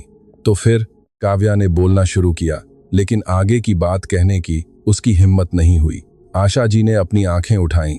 उनकी आंखों में काव्या के लिए अथाह ममता और हमदर्दी झलक रही थी। धैर्य रखो मेरी बच्ची, रुको, कहानी अभी यहाँ खत्म नहीं हुई है। क्या, कैसे? उसी रात जब हम सब यह मान चुके थे कि वह बच्चा अब नहीं बचेगा, तभी गांव में एक औरत आई। वह अपने पति के साथ यात्रा कर रही थी। वे लोग कपड़ों के व्यापारी थे जो राजधानी जाने के रास्ते में रामपुर से गुजर रहे थे। वे दोनों गांव की ही एक धर्मशाला में रुके हुए थे। उस औरत ने जब रोने बिलखने की आवाजें सुनी तो वह तुम्हारी माँ के घर चली आई। उस मरते हुए बच्चे को देखकर उसने तुम्हारी माँ से कुछ ऐसा कहा जिसने सब कुछ बदल कर रख दिया। क्या कहा था उसने? उसने कहा, बहन जी, मैं एक नर्स हूँ। मैंने शहर के एक बड़े अस्पताल में कई सालों तक काम किया है। मेरे पास एक नई दवा है जो हाल ही में इन इलाकों में आई है। मुझे एक मौका दीजिए। अगर भगवान ने चाहा तो आपका बच्चा बच जाएगा। और वह बच गया। आशा जी मुस्कुराईं, एक थकी हुई सी मुस्कान, लेकिन उनकी झुर्रियों के बीच वह मुस्कान ऐसी खिली मानो भोर की कोई किरण फूट पड़ी हो। वह बच गया मेरे बच्चों, वह बच गया। अगली सुबह उसका बुखार उतर गया। उस बच्चे ने अपनी आंखें खोलीं, अपनी माँ का दूध पिया और जी उठा। काव्या ने अपने दोनों हाथों से अपना चेहरा ढक लिया। अब वह अपने आंसुओं को रोक नहीं पा रही थी और फूट फूट कर रोने लगी। राघव अपनी कुर्सी से, देवकी अम्मा, आदित्य ने आखिरकार कांपती हुई आवाज में कहा, अगर आरव जिंदा था तो वह अब कहाँ है? हमने उसे कभी क्यों नहीं ढूंढा? मेरे पिताजी ने हमें कभी इसके बारे में क्यों नहीं बताया? बुजुर्ग महिला ने एक गहरी सांस ली, धीरे धीरे पास ही रखे एक सोफे की तरफ बढ़ी, बड़ी सावधानी से बैठ गईं। अपनी लाठी को एक तरफ टिकाया, क्योंकि जिस औरत ने उस बच्चे को बचाया था, उस नर्स को उससे गहरा लगाव हो गया था। उसने अगले कुछ दिन तुम्हारी माँ की मदद करते हुए उसकी देखभाल में बिताए। और जब तुम्हारी माँ, जो शारीरिक रूप से पूरी तरह टूट चुकी थीं, दिल की बीमारी से पीड़ित थीं, और जिनके पास बच्चे को पालने के लिए कोई साधन नहीं बचा था, को पता चला कि उस नर्स और उसके पति की अपनी कोई संतान नहीं हो सकती, तो उन्होंने अपनी जिंदगी का सबसे कठिन फैसला लिया। एक ऐसा फैसला जिसने उनके आखिरी दिनों तक उनका पीछा नहीं छोड़ा। उन्होंने आरव को उस औरत को सौंप दिया ताकि वे उसे बहुत दूर किसी दूसरे शहर में एक नए सरनेम के साथ बड़ा करें, ताकि बूढ़े ठाकुर साहब उसे कभी ढूंढ न सकें और बच्चे को चैन से जीने और बढ़ने का मौका मिल सके। क्या मेरी माँ ने उसे किसी को दे दिया? काव्या ने टूटती हुई आवाज में पूछा। उसे किसी को दिया नहीं था मेरी बच्ची, बल्कि उन्होंने उसे बचाया था। उन्होंने उसे वही एक जिंदगी दी जो मुमकिन थी, लेकिन इसके लिए उन्होंने एक ऐसी कीमत चुकाई जो वे ताउम्र चुकाती रहीं। इसीलिए उन्होंने तुमसे आरव के बारे में कभी कोई बात नहीं की। इसीलिए अपनी मृत्युशैया पर उन्होंने तुमसे इस हवेली में आने के लिए कहा था, क्योंकि तुम्हारी माँ चाहती थी कि सच अपना रास्ता खुद ढूंढ ले, भले ही वह खुद इस सफर में तुम्हारा साथ देने के लिए मौजूद न रहे। आदित्य खिड़की के पास जाकर खड़ा हो गया। बगीचे की बत्तियां मध्यम सी जल रही थीं। हवा के ठंडी झोंके नीम के पेड़ों की डालियों को हौले हौले हिला रहे थे। देवकी अम्मा, क्या आप उस परिवार का नाम जानती हैं जो आरव को अपने साथ ले गया था? बुजुर्ग महिला एकदम शांत बैठ गईं और अपनी साड़ी के पल्लू को अपने हाथों में कस लिया। मुझे नाम मालूम है बेटा, मैंने इतने सालों से इसे एक छोटी सी डायरी में लिखकर संभाल रखा है। लेकिन तुम्हें यह बताने से पहले तुम्हें मुझसे एक वादा करना होगा। कैसा वादा? कि जब तुम उसे ढूंढ लोगे तो तुम उसे यह सच बहुत ही सावधानी और सम्मान के साथ बताओगे, क्योंकि वह लड़का आज एक बड़ा आदमी बन चुका है। उसकी अपनी एक अलग जिंदगी है, उसके अपने रिश्ते हैं और उसके अपने दुख दर्द हैं। और मेरे बच्चों, सच जब बहुत देर से सामने आता है तो वह एक वरदान भी साबित हो सकता है और पूरी जिंदगी को तबाह भी कर सकता है। यह सब इस बात पर निर्भर करता है कि उसे सामने कैसे लाया जाता है। हम आपसे वादा करते हैं। देवकी अम्मा, आदित्य और काव्या ने बिना सोचे समझे एक ही सुर में कहा। बुजुर्ग महिला ने सहमति में सिर हिलाया। उन्होंने अपने कुर्ते की जेब से एक छोटी सी पुरानी डायरी निकाली जिस पर एक इलास्टिक का बैंड लगा हुआ था। उन्होंने उसे लाल रंग के बुकमार्क वाले पन्ने पर खोला और चुपचाप पढ़ा। फिर उन्होंने अपनी नजरें उठाईं। जो परिवार आरव को अपने साथ ले गया था, उनका सरनेम मिश्रा था। वे कपड़ों के व्यापारी थे। वे यहाँ से 12 घंटे से भी ज्यादा की दूरी पर बरेली शहर में जाकर बस गए थे। औरत का नाम शारदा था और आदमी का नाम गोपाल था। वे सब कुछ नए सिरे से शुरू करना चाहते थे, इसलिए उन्होंने बच्चे को एक नया नाम दिया। उन्होंने उसका नाम, देवकी अम्मा ने घबराते हुए थूक निगला। एक बार आदित्य को देखा, फिर काव्या को देखा। उन्होंने उसका नाम रखा माधव।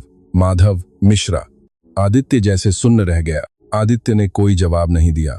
वह लड़खड़ाते कदमों से मेज की तरफ बढ़ा, पहला दराज खोला, चमड़े की एक डायरी निकाली, कांपती उंगलियों से जल्दी जल्दी पन्ने पलटे, एक पन्ने पर रुका और उसे कल्याणी माँ को दिखाया। कल्याणी माँ, क्या यही वो शख्स है? बूढ़ी माँ ने पास आकर देखा। उनकी आंखें धीरे धीरे खुलीं और फिर आंसुओं से भर गईं।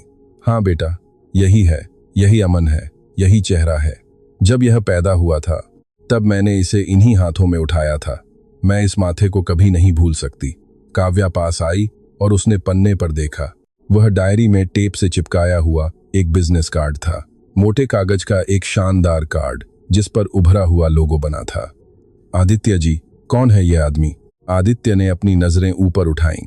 उसकी आंखों में ऐसा भाव था जिसे समझ पाना मुश्किल था कि वह खुशी थी या खौफ। काव्या, यह आदमी सिंघानिया ग्रुप का मुख्य वकील है, वही शख्स जिसे मेरे पिता ने व्यक्तिगत रूप से हमारे परिवार की वसीयत संभालने के लिए चुना था, और वही आदमी जिसे कल दोपहर 12 बजे इसी हवेली में एक ऐसी बैठक के लिए बुलाया गया है जिसके बारे में मुझे किसी ने कुछ नहीं बताया था। हरि काका, जो दरवाजे के पास चुपचाप खड़े थे। उनके हाथ से चांदी की ट्रे छूटकर गिर गई। फर्श पर धातु के टकराने की तेज आवाज पूरे बरामदे में गूंज उठी। छोटे मालिक, वह बैठक रेणुका दीदी ने बुलाई थी 3 दिन पहले। खुद मैंने ही उनका फोन उठाया था। उन्होंने कहा था कि यह सगाई की एक रस्म की औपचारिकता के लिए है। आदित्य ने अपने दोनों हाथ सिर पर रख लिए। यह कोई औपचारिकता नहीं है हरि काका, यह एक जाल है। वो जाल जो वे लोग बिछा रहे थे। कल दोपहर 12 बजे मेरा अपना भाई, यह जाने बिना कि वह कौन है, इस घर में एक फर्जी कागज, एक जाली वसीयत लेकर आएगा ताकि मुझसे वह सब कुछ छीन सके जो मेरे पिता मेरे लिए छोड़ गए हैं। कल्याणी माँ धीरे धीरे उठ खड़ी हुई। उन्होंने अपनी लाठी को कसकर पकड़ लिया। तो फिर हम कल सुबह का इंतजार नहीं कर सकते बच्चों। हमें उनसे पहले उस तक पहुंचना होगा। हमें अमन को बताना होगा कि वह कौन है, इससे पहले कि वह किसी ऐसे कागज पर दस्तखत कर दे जो उसे हमेशा के लिए तबाह कर दे। और सिंघानिया हवेली के बाहर ठीक उसी पल अमलतास रोड के नुक्कड़ पर खड़ी एक गहरे रंग की गाड़ी की बत्तियां जल उठीं। गाड़ी का इंजन धीरे से स्टार्ट हुआ और ड्राइवर ने, जो ओवरकोट पहने और सिर पर टोपी लगाए हुए था, स्टीयरिंग के पास लगे मोबाइल फोन पर दबी आवाज में बात की। मालकिन, वह लाठी वाली बुढ़िया अभी हवेली के अंदर गई है और काफी देर से वहीं है। दूसरी तरफ से रेणुका की आवाज आई, एकदम ठंडी, बेरुखी और बिना किसी झिझक के। सुबह होने से पहले उसे रोक लो। वह उस वकील या किसी से भी न मिल पाए। उसका ध्यान भटकाओ, उसे कहीं दूर ले जाओ, लेकिन कल दोपहर 12 बजे वह उस हवेली में नहीं होनी चाहिए। वह वकील तक न पहुंचे, चाहे जो भी करना पड़े। उसका रास्ता रोको, उसे दूर ले जाओ, लेकिन कल दोपहर को वह हवेली में मौजूद न रहे। उस काली गाड़ी वाले आदमी ने हामी भरी, फोन काटा और अपनी टोपी को माथे पर थोड़ा और नीचे खिसका लिया। वह चुपचाप गाड़ी से उतरा, हवेली के बगल वाले फाटक की तरफ बढ़ा और इंतजार करने लगा। उधर अंदर उन चारों में से किसी को भी यह अंदाजा नहीं था कि बाहर अमलतास रोड के अंधेरे में कोई एक ऐसी साजिश रच रहा है जो उन्हें बचाने की आखिरी उम्मीद को खत्म कर सकती थी। आदित्य ने माधव शर्मा के बिजनेस कार्ड वाली डायरी बंद की, उसे अपने सीने से लगा लिया और कल्याणी माँ के पास गया, जो अभी भी सोफे पर बैठी थीं और उनकी लाठी उनके बगल में टिकी हुई थी। कल्याणी माँ, हम कल सुबह का इंतजार नहीं कर सकते। हमें आज रात ही अपने भाई के पास जाना होगा। हमें उनसे पहले वहां पहुंचना होगा। रामपुर यहां से बहुत दूर है बेटा। गाड़ी से जाने में कम से कम 12 घंटे लगेंगे। हम समय पर नहीं पहुंच पाएंगे। माधव अब वहां नहीं रहता, वह इसी शहर में है। वह महीनों पहले यहां आ चुका है। वह शहर के बीचों बीच एक इमारत में रहता है, क्योंकि सिंघानिया ग्रुप की फर्म ने उसे मुख्य दफ्तर के करीब रहने के लिए कहा था। काव्या ने अपने माथे पर हाथ रखा। फिर तो वह बहुत करीब है, यहां से बस कुछ ही मिनटों की दूरी पर है। गाड़ी से 20 मिनट। काव्या, सिर्फ 20 मिनट। हरि काका मेज के पास आए। उन्होंने अपनी जेब से एक पुरानी, घिसी, पिटी चमड़े की छोटी डायरी निकाली, वही डायरी जिसे वे दशकों से अपने साथ रख रहे थे। उन्होंने उसे मेज पर रख दिया। छोटे मालिक, मुझे माफ कर दीजिएगा कि मैंने इसे पहले नहीं दिखाया, लेकिन आज वो रात है जब सारे सन्नाटों को टूटना ही होगा। उन्होंने डायरी खोली। पीले पड़ चुके पन्ने, हाथ से लिखे हुए नोट्स, कुछ आंकड़े और तारीखें। आपके पिता, छोटे मालिक, सालों साल तक रामपुर शहर के एक परिवार को देवकी शर्मा के नाम पर पैसे भेजते रहे। वे बिना किसी नागा के हर महीने किसी को बताए बिना ऐसा करते थे। मैं ही डाकखाने जाकर वो लिफाफे पोस्ट करता था। सिर्फ मुझे ही इस बात का पता था, और इस डायरी में भेजे गए पैसों का एक एक हिसाब, रकम और तारीख लिखी हुई है। यही इस बात का सबूत है कि आपके पिता ने अमन को कभी नहीं भुलाया, भले ही वे कभी उससे मिलने की हिम्मत नहीं जुटा पाए। वे हमेशा दूर से ही उसका ख्याल रखते रहे। आदित्य ने वह डायरी ली, उसके पन्ने पलटे और उसकी आंखों से धीरे धीरे आंसू बहने लगे। हरि काका, आपने मुझे कभी कुछ क्यों नहीं बताया? क्योंकि आपके पिता ने मुझसे वादा लिया था कि जब तक वह सही वक्त न आ जाए मैं यह राज छुपाए रखूं। और छोटे मालिक, मुझ में भले ही खूबियां कम हों, लेकिन जो वादे मैं करता हूं उन्हें अपनी जान देकर भी निभाता हूं। काव्या पास आई और उसने उस बूढ़े काका के कंधे पर अपना हाथ रख दिया। हरि काका ने 30 साल की नौकरी में पहली बार अपनी आंखें बंद की और अपने मालिकों के सामने खुलकर रो पड़े। तभी पुस्तकालय के दरवाजे पर ज्योति आकर खड़ी हो गई।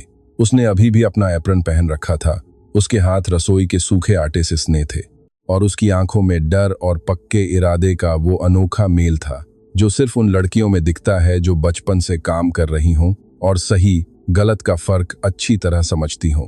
सिंघानिया जी, माफ कीजिएगा जो मैंने बीच में दखल दिया, लेकिन मुझे आपको एक और बात बतानी है।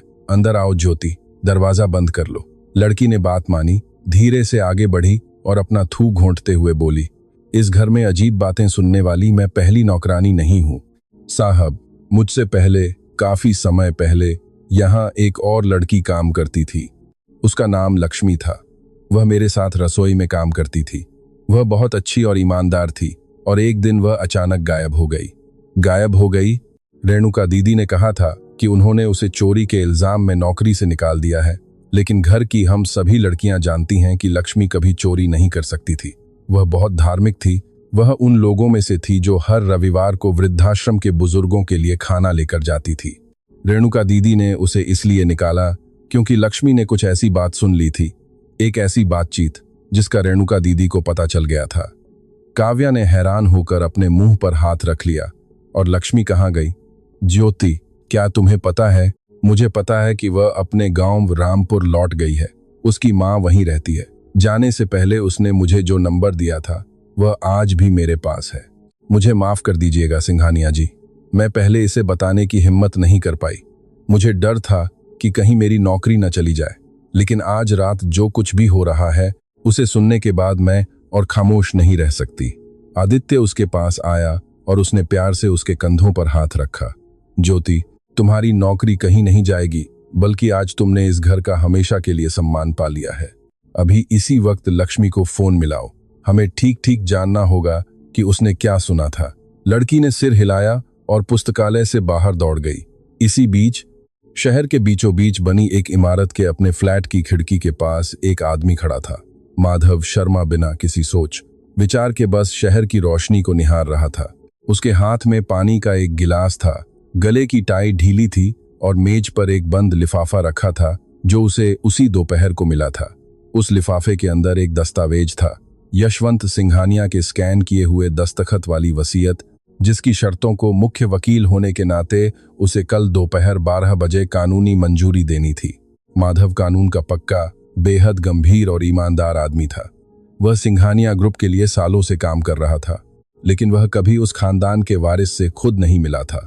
वह मालिक के परिवार से हमेशा दूरी बनाए रखता था, क्योंकि स्वर्गवासी यशवंत जी ने मरने से पहले अपने आखिरी करारनामे में यही शर्त रखी थी, मेरा बेटा आदित्य इस वकील से कभी निजी तौर पर नाहका है मिले, जब तक कि वह दिन ना आ जाए जब कानून इसकी मांग करे। माधव हमेशा यही सोचता रहा कि यह पुराने मालिक का एक अजीब मिजाज था, किसी अकेले कारोबारी की सनक। लेकिन आज रात उस वसीयत को देखते हुए उसके दिल में एक अजीब सा एहसास हो रहा था कि इस कागज में कुछ तो बहुत बड़ी गड़बड़ी है। इसकी शर्तें यशवंत जी के उस स्वभाव से बिल्कुल मेल नहीं खाती थीं, जिसे उसने पुराने दस्तावेजों के जरिए जाना था। उन दस्तखतों में कुछ अजीब था।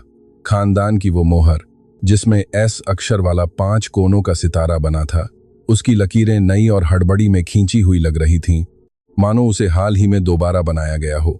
माधव ने पानी का गिलास मेज पर रखा, फोन उठाया और नंबर मिलाया। माँ, मैं बोल रहा हूँ, इतनी देर रात फोन करने के लिए माफी चाहता हूँ। दूसरी तरफ से एक थकी हुई आवाज सुनाई दी। वह देवकी शर्मा थीं, जिन्होंने उसे पाल पोस कर बड़ा किया था। बेटा, क्या कोई बात हो गई? माँ, मुझे आपसे कुछ पूछना है और मैं चाहता हूँ कि आप मुझे बिल्कुल सच बताएं। मुझे बताइए माँ, क्या आप कभी यशवंत सिंघानिया नाम के किसी इंसान को जानती थीं? फोन की दूसरी तरफ एक लंबा सन्नाटा छा गया, इतना लंबा कि माधव बिना अपनी माँ के कुछ बोले ही सारा जवाब समझ गया। बेटा, तुम कल सुबह जल्दी घर आ जाओ, दोपहर से पहले। मुझे तुम्हें कुछ बताना है, एक ऐसी बात जो मुझे और तुम्हारे पिता को तुम्हें बहुत साल पहले ही बता देनी चाहिए थी। माधव ने फोन को अपने कान से और कसकर चिपका लिया। माँ, मुझे अभी बता दीजिए, फोन पर नहीं बेटा, प्लीज तुम कल आ जाओ, मैं तुम्हें सब कुछ बता दूंगी। लेकिन उससे पहले मुझसे एक वादा करो, तुम सिंघानिया ग्रुप के किसी भी कागज पर दस्तखत नहीं करोगे, किसी भी कागज पर नहीं, जब तक हमारी बात न हो जाए। मैं आपसे वादा करता हूं माँ। माधव ने फोन रख दिया, मेज पर रखी उस वसीयत को देखा और बरसों में पहली बार उसे ऐसा लगा मानो उसके पैरों के नीचे से जमीन खिसक रही हो। उधर हवेली में ज्योति दौड़ती हुई वापस पुस्तकालय के अंदर आई। उसके हाथ में उसका मोबाइल था और आंखें हैरानी से फटी की फटी रह गई थीं। सिंघानिया साहब, मैंने लक्ष्मी से बात की है, वह अभी लाइन पर है। वह आपको सब कुछ बताना चाहती है, लेकिन बहुत जल्दी में है। कह रही है कि उसे बहुत डर लग रहा है। देव ने फोन लिया और उसे स्पीकर पर डाल दिया। लक्ष्मी, मैं देव सिंघानिया बोल रहा हूँ। मेरे साथ मेरे सबसे भरोसेमंद लोग हैं, तुम बिना किसी डर के खुलकर बात कर सकती हो। दूसरी तरफ से आवाज थोड़ी कांपी, लेकिन फिर संभल गई। सिंघानिया साहब, मैं आपकी रसोई में काम करती थी। काफी समय पहले की बात है।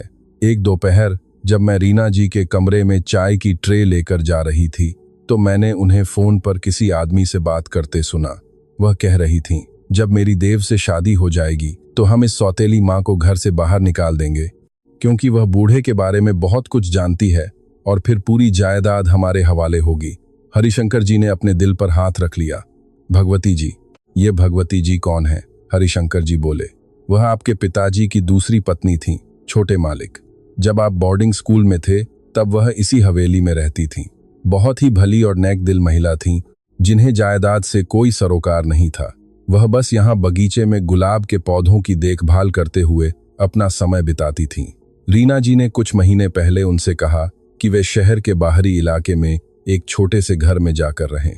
उन्होंने कहा था कि वहां उन्हें ज्यादा सुकून मिलेगा। भगवती जी भी मान गईं, क्योंकि अब उम्र की वजह से उनका शरीर भी थक चुका था। लेकिन छोटे मालिक, तब से किसी ने उन्हें दोबारा नहीं देखा। कविता की रीढ़ में एक ठंडी सिहरन सी दौड़ गई। तो रीना जिस दूसरी औरत की बात कर रही थी वह वही थी। हाँ, ऐसा ही लगता है। लक्ष्मी स्पीकर पर अपनी बात कहती रही। क्या कुछ और भी बात है सिंघानिया साहब? रीना जी उस दिन जिस आदमी से बात कर रही थीं, वह उनसे कह रहा था, शांत रहो मेरी जान, जब सब कुछ खत्म हो जाएगा तो तुम और मैं वैसे ही साथ रहेंगे जैसा हमने हमेशा सपना देखा है। तुम्हें बस उससे शादी करनी है, कुछ समय तक उसे झेलना है और उसके बाद यह पूरा खानदान और नाम हमारा होगा। मैंने वह पूरी बातचीत अपने मोबाइल पर रिकॉर्ड कर ली थी साहब। मैंने उसे संभाल कर रखा है। मैं उसे अभी ज्योति को भेज रही हूँ। देव के दिल की धड़कनें तेज हो गईं। लक्ष्मी, क्या तुम उस आदमी का नाम जानती हो जो रीना से बात कर रहा था? जानती हूँ साहब, क्योंकि फोन काटने से पहले उन्होंने कहा था, आई लव यू निखिल। और मैं तो सन्न रह गई, क्योंकि उस आदमी यानी निखिल को मैंने कई बार आपकी हवेली में आते जाते देखा था। वह आपका चचेरा भाई था सिंघानिया साहब, वह निखिल वर्मा था। देव तुरंत बैठ गया और उसने अपना सिर दोनों हाथों में थाम लिया। कविता उसके पास आई और उसके कंधे पर अपना हाथ रखा।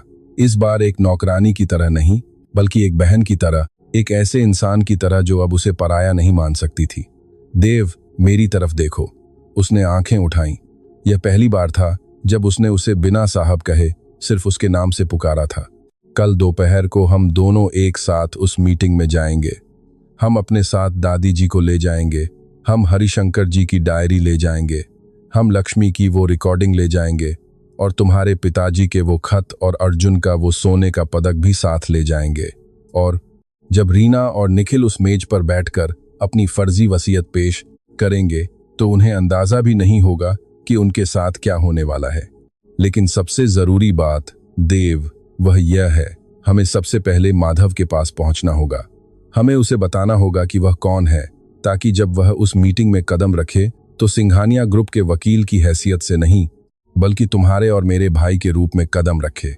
देव ने काफी देर तक उसकी तरफ देखा और फिर बहुत धीरे से अपना सिर हिलाया। कविता, मैं हमेशा अकेला ही बड़ा हुआ।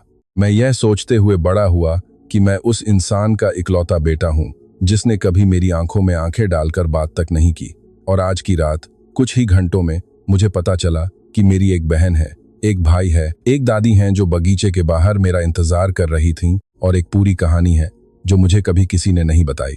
अगर हम कल इस मुसीबत से बच निकले तो मैं अपनी पूरी जिंदगी तुम्हारी माँ का शुक्रिया अदा करने में बिता दूंगा, जिन्होंने तुम्हें इस घर में भेजा। कविता ने कोई जवाब नहीं दिया, बस उसका हाथ जोर से दबाया। ठीक उसी पल हवेली के बाहर चौड़ी टोपी पहने उस आदमी ने बगल के गेट से एक काले रंग की कार को बाहर निकलते देखा। गाड़ी के अंदर 3 लोग बैठे थे। उसने पिछली सीट पर बैठी देव की देवी को पहचान लिया।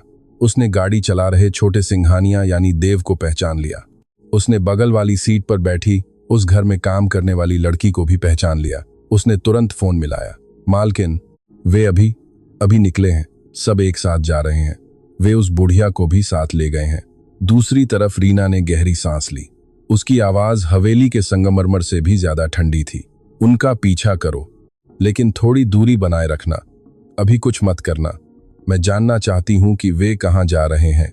मैं जानना चाहती हूं कि वे किसे ढूंढ रहे हैं, क्योंकि अगर वे सही जगह पहुंच गए तो कल दोपहर तक मैं वह सब कुछ खो दूंगी जिसकी योजना मैं सालों से बना रही हूं, और देव सिंघानिया और उसकी उस मामूली सी नौकरानी को मैं ऐसा कभी नहीं करने दूंगी। उस आदमी ने गाड़ी स्टार्ट की।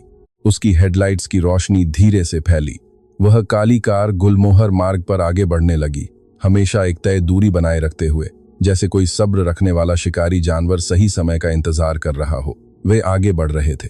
बिना किसी शक के देव ने गाड़ी की रफ्तार बढ़ा दी और मध्य दिल्ली के उस अपार्टमेंट की तरफ चल पड़ा जहां माधव शर्मा मेज पर रखी फर्जी वसीयत को देख रहा था, इस बात से बिल्कुल अनजान कि उसकी जिंदगी हमेशा के लिए बदलने वाली थी। सुबह होने से पहले रात के करीब 3 बज रहे थे जब देव सिंघानिया की कार मध्य दिल्ली की उस इमारत के सामने रुकी। हरिशंकर जी असली कागजात की रखवाली के लिए हवेली में ही रुक गए थे। ज्योति फोन के पास बैठकर इंतजार कर रही थी, लेकिन देव, कविता और देव की देवी तीनों एक साथ सबसे ऊपरी मंजिल पर पहुंचे। माधव शर्मा ने फीके चेहरे के साथ दरवाजा खोला। वह इस समय किसी मेहमान की उम्मीद नहीं कर रहा था। सिंघानिया ग्रुप के वारिस को इस वक्त अपने गलियारे में खड़ा देखकर वह हैरान रह गया, जिसके साथ घर की एक नौकरानी और लाठी पकड़े एक बुजुर्ग महिला भी थी। सिंघानिया साहब, आप इस वक्त यहाँ क्या कर रहे हैं? क्या कुछ हुआ है माधव? बहुत कुछ हो गया है। हमारे साथ वह सबसे बड़ी बात हो गई है जो हम दोनों के साथ हो सकती थी। कृपया हमें अंदर आने दो। मेरे साथ एक ऐसी शख्सियत है जो तुमसे मिलना चाहती हैं। वे सालों से इस पल का इंतजार कर रही हैं। माधव ने देवी की तरफ देखा। बुजुर्ग महिला मुस्कुराई और उनकी बूढ़ी आंखें आंसुओं से भर गईं।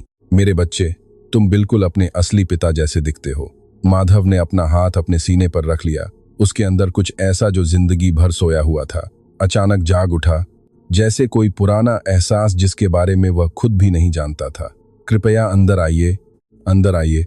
अपार्टमेंट के अंदर जब कविता कांपते हाथों से चाय बना रही थी और माधव नम आंखों से सब सुन रहा था, तब देव की देवी, उन्होंने पूरी कहानी बयां करना शुरू किया। वे खत, वह पदक, बचपन का वह बुखार, वह नर्स जिसने उसकी जान बचाई थी, माया का वह कठिन फैसला, यशवर्धन की खामोशी, हरिशंकर जी द्वारा गुप्त रूप से भेजी जाने वाली रकम और वह शांति सदन आश्रम जहां सिस्टर शारदा देवी नाम की एक संचालिका ने कानूनी तौर पर कागजात तैयार करने के लिए आशा और जगदीश को गोद लेने वाले माता पिता के रूप में दर्ज किया था।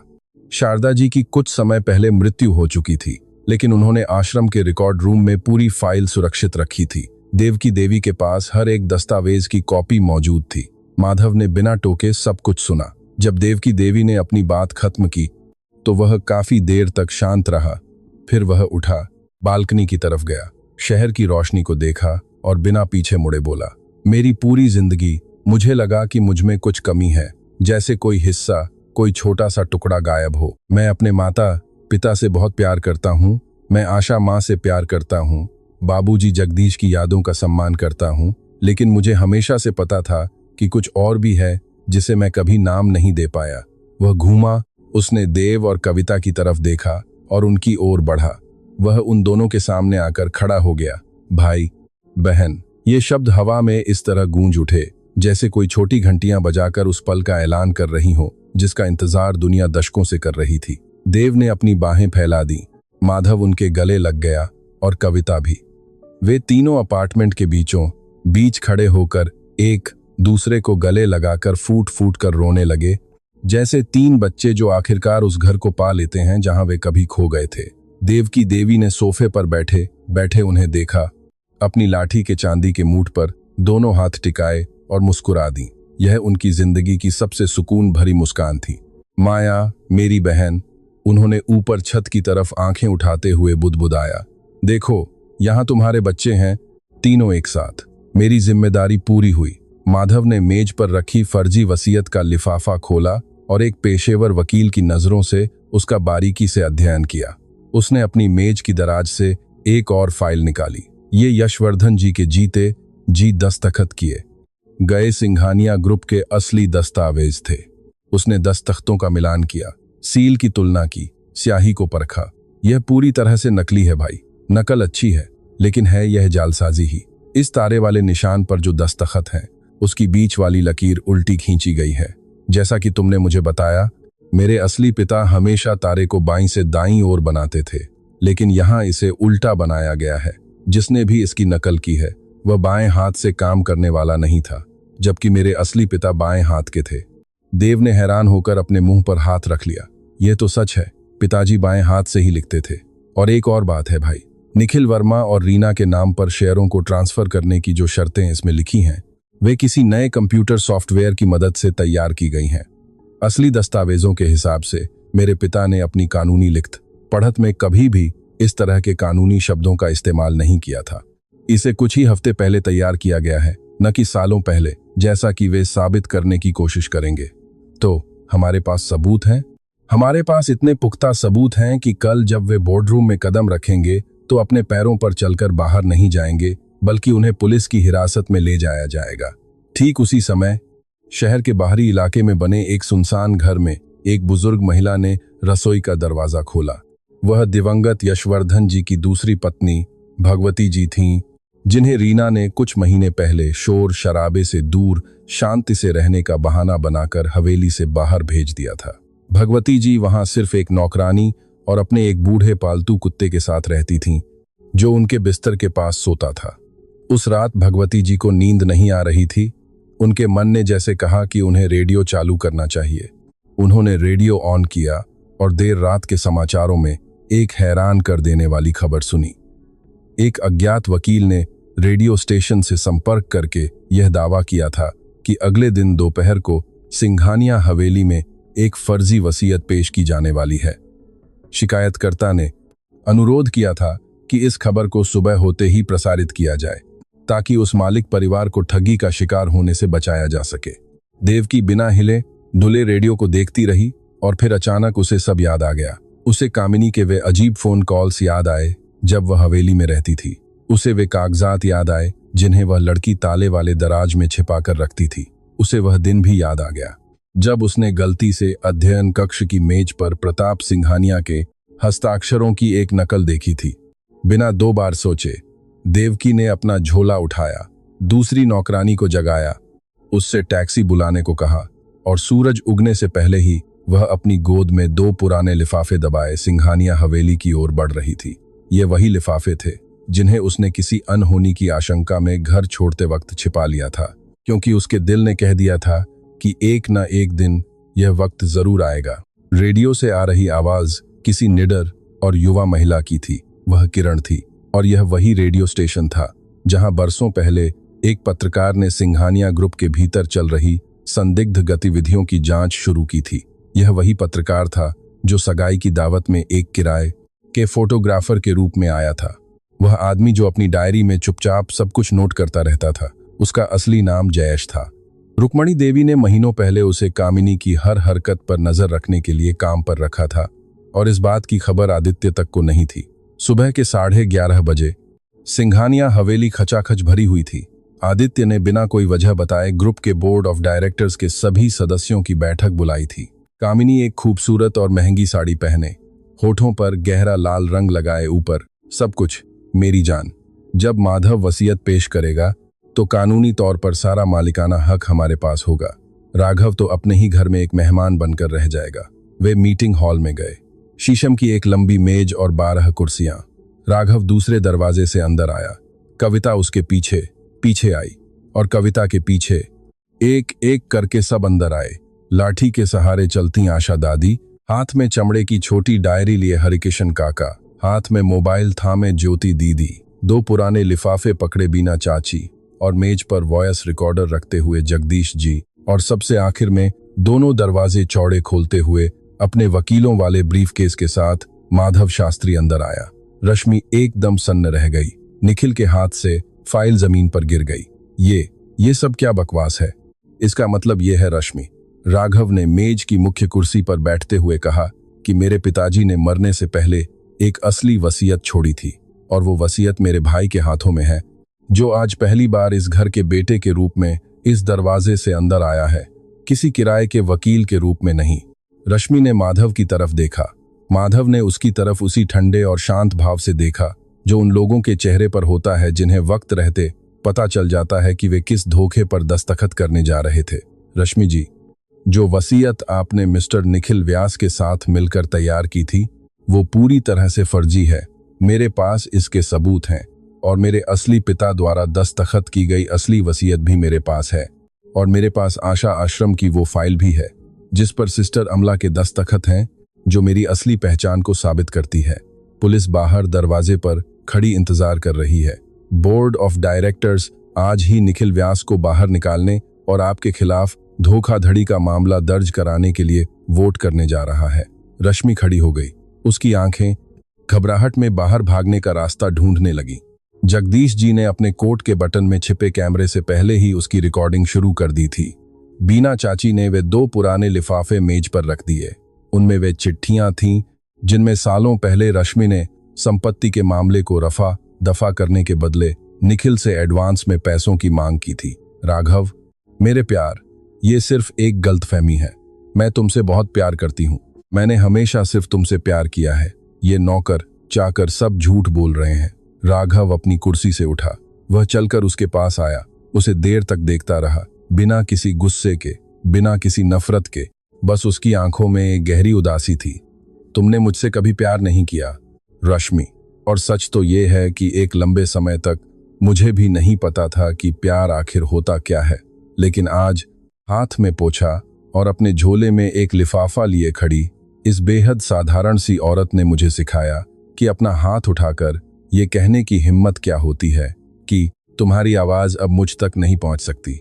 अब तुम्हारी मर्जी है, या तो तुम खुद इज्जत से चली जाओ या फिर पुलिस के हाथों घसीटते हुए जाने का इंतजार करो। ये फैसला करना अब मेरा काम नहीं है। रश्मि बेदम होकर कुर्सी पर ढह गई। निखिल ने भागने की कोशिश की, लेकिन मीटिंग हॉल का दरवाजा बाहर खड़े 2 पुलिस अफसरों ने रोक रखा था। जगदीश जी ने अपनी रिकॉर्डिंग बंद की। एक तरफ खड़े हरिकिशन काका ने सम्मान और खामोशी से अपना सिर झुका लिया। हफ्ते बीतते गए। तीनों वारिसों के सर्वसम्मत फैसले से राजवंश हवेली का नाम बदल दिया गया। अब वह कोई हवेली नहीं बल्कि माधवी निवास कहलाने लगी, उस ममतामयी औरत के सम्मान में जिसने जी बिना किसी को पता चले दूर से ही इन तीनों जिंदगियों को एक सूत्र में बांध दिया था। आशा आश्रम को और बड़ा बनाया गया। माधव, राघव और कविता ने मिलकर उन दस्तावेजों पर दस्तखत किए जिससे वो आश्रम बेसहारा बुजुर्ग महिलाओं के लिए एक स्थायी घर बन सके।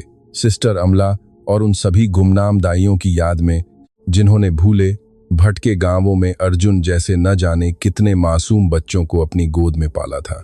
आशा दादी माधवी निवास के बगीचे में बने एक सुंदर कमरे में रहने आ गईं, जहां की खिड़की से बाहर गुलमोहर के पेड़ दिखाई देते थे।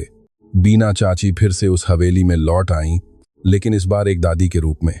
कविता उनके साथ बिल्कुल वैसा ही बर्ताव करती थी। राघव ने अपनी जिंदगी में पहली बार उन्हें मां कहकर पुकारा। ज्योति दीदी को 2 गुने वेतन के साथ रसोई की मुख्य प्रबंधक बना दिया गया। ललिता भी अपने गांव से लौट आई और उसने ज्योति द्वारा दिए गए काम को खुशी खुशी स्वीकार कर लिया। हरिकिशन काका तब तक मुख्य प्रबंधक के रूप में काम करते रहे जब तक कि उन्होंने खुद सेवानिवृत्त होने का फैसला नहीं कर लिया, लेकिन वे रोज शाम की चाय पीने बगीचे में जरूर आते थे, जहां कविता और आशा दादी हमेशा उनका इंतजार करती मिलती थीं। रश्मि चतुर्वेदी और निखिल वर्मा पर धोखाधड़ी, दस्तावेजों की जालसाजी और साजिश का मुकदमा चलाया गया। कानूनी लड़ाई लंबी चली, लेकिन इस बार सच पूरी तरह से सामने आ ही गया। गुनगुनी धूप वाली एक दोपहर, जिसकी कोई तय तारीख तो याद नहीं, काव्या बगीचे के पेड़ के नीचे पत्थर की बेंच पर बैठी थी। उसके हाथों में अनंत का वह छोटा सा लॉकेट था। वह उसे देखते हुए अपनी मां के बारे में सोच रही थी, उन खाली संदूकचियों के बारे में सोच रही थी जिन्हें ममता ने ताउम्र बिना कुछ कहे केवल सूनेपन से भरा था, और अपनी उस अनहोनी किस्मत पर हैरान थी जिसने कल तक के उसके अकेलेपन को आज 2 भाइयों के लाड़ प्यार से भर दिया था। उदय उसके एक तरफ आकर बैठ गया, मयंक दूसरी तरफ बैठ गया। यशोदा जी अपनी लाठी के सहारे धीरे धीरे उनके करीब आईं। बिंदिया एक ट्रे में शिकंजी लेकर आई। हरिप्रसाद जी ने बगीचे के लाउड स्पीकरों पर धीमा और मधुर संगीत बजा दिया। जया, लीला, जगदीश जोशी और घर के दूसरे दोस्त भी धीरे धीरे वहां आ पहुंचे। एक आम सी दोपहर, एक आम सी मेज और एक ऐसा परिवार जो जिंदगी द्वारा दशकों से बिखेरे गए टुकड़ों को समेटकर आज फिर से खड़ा हो गया था। काव्या ने अपनी आंखें उठाईं, अपने दोनों भाइयों को देखा, लॉकेट को अपने सीने से सटाया और बहुत ही धीमी आवाज में कहा, वही आवाज जिससे उसने कभी उस संगमरमर के आलीशान हॉल में एक घमंडी औरत को टोक दिया था। माँ, अगर तुम मुझे सुन रही हो तो अब यह संदूक खाली नहीं है, अब यह संदूक भरा हुआ है, हम सब से और तुम्हारी यादों से हमेशा हमेशा के लिए भरा हुआ है। हवा ने गुलमोहर के पत्तों को धीरे से हिलाया, मानो बहुत दूर और साथ ही बहुत पास के किसी कोने से किसी ने बरसों के लंबे इंतजार के बाद आखिरकार एक पुरानी किताब को बंद कर दिया हो। और उस घर में, जो अब कोई महल जैसी बड़ी हवेली नहीं रह गया था, जहां पहले सन्नाटा पसरा रहता था और अब सच का बसेरा था, वहां की दोपहर ने पूरे संसार को एक ऐसा सबक सिखा दिया जो किताबों में नहीं मिलता, कि इंसान का सम्मान खरीदा नहीं जा सकता। सच कभी पुराना या बेअसर नहीं होता, और सच्चा प्यार भले ही अपनी राह ढूंढने में दशक लगा दे, पर वह हमेशा सही दिल के दरवाजे की घंटी बजा ही देता है, बिल्कुल सही समय पर।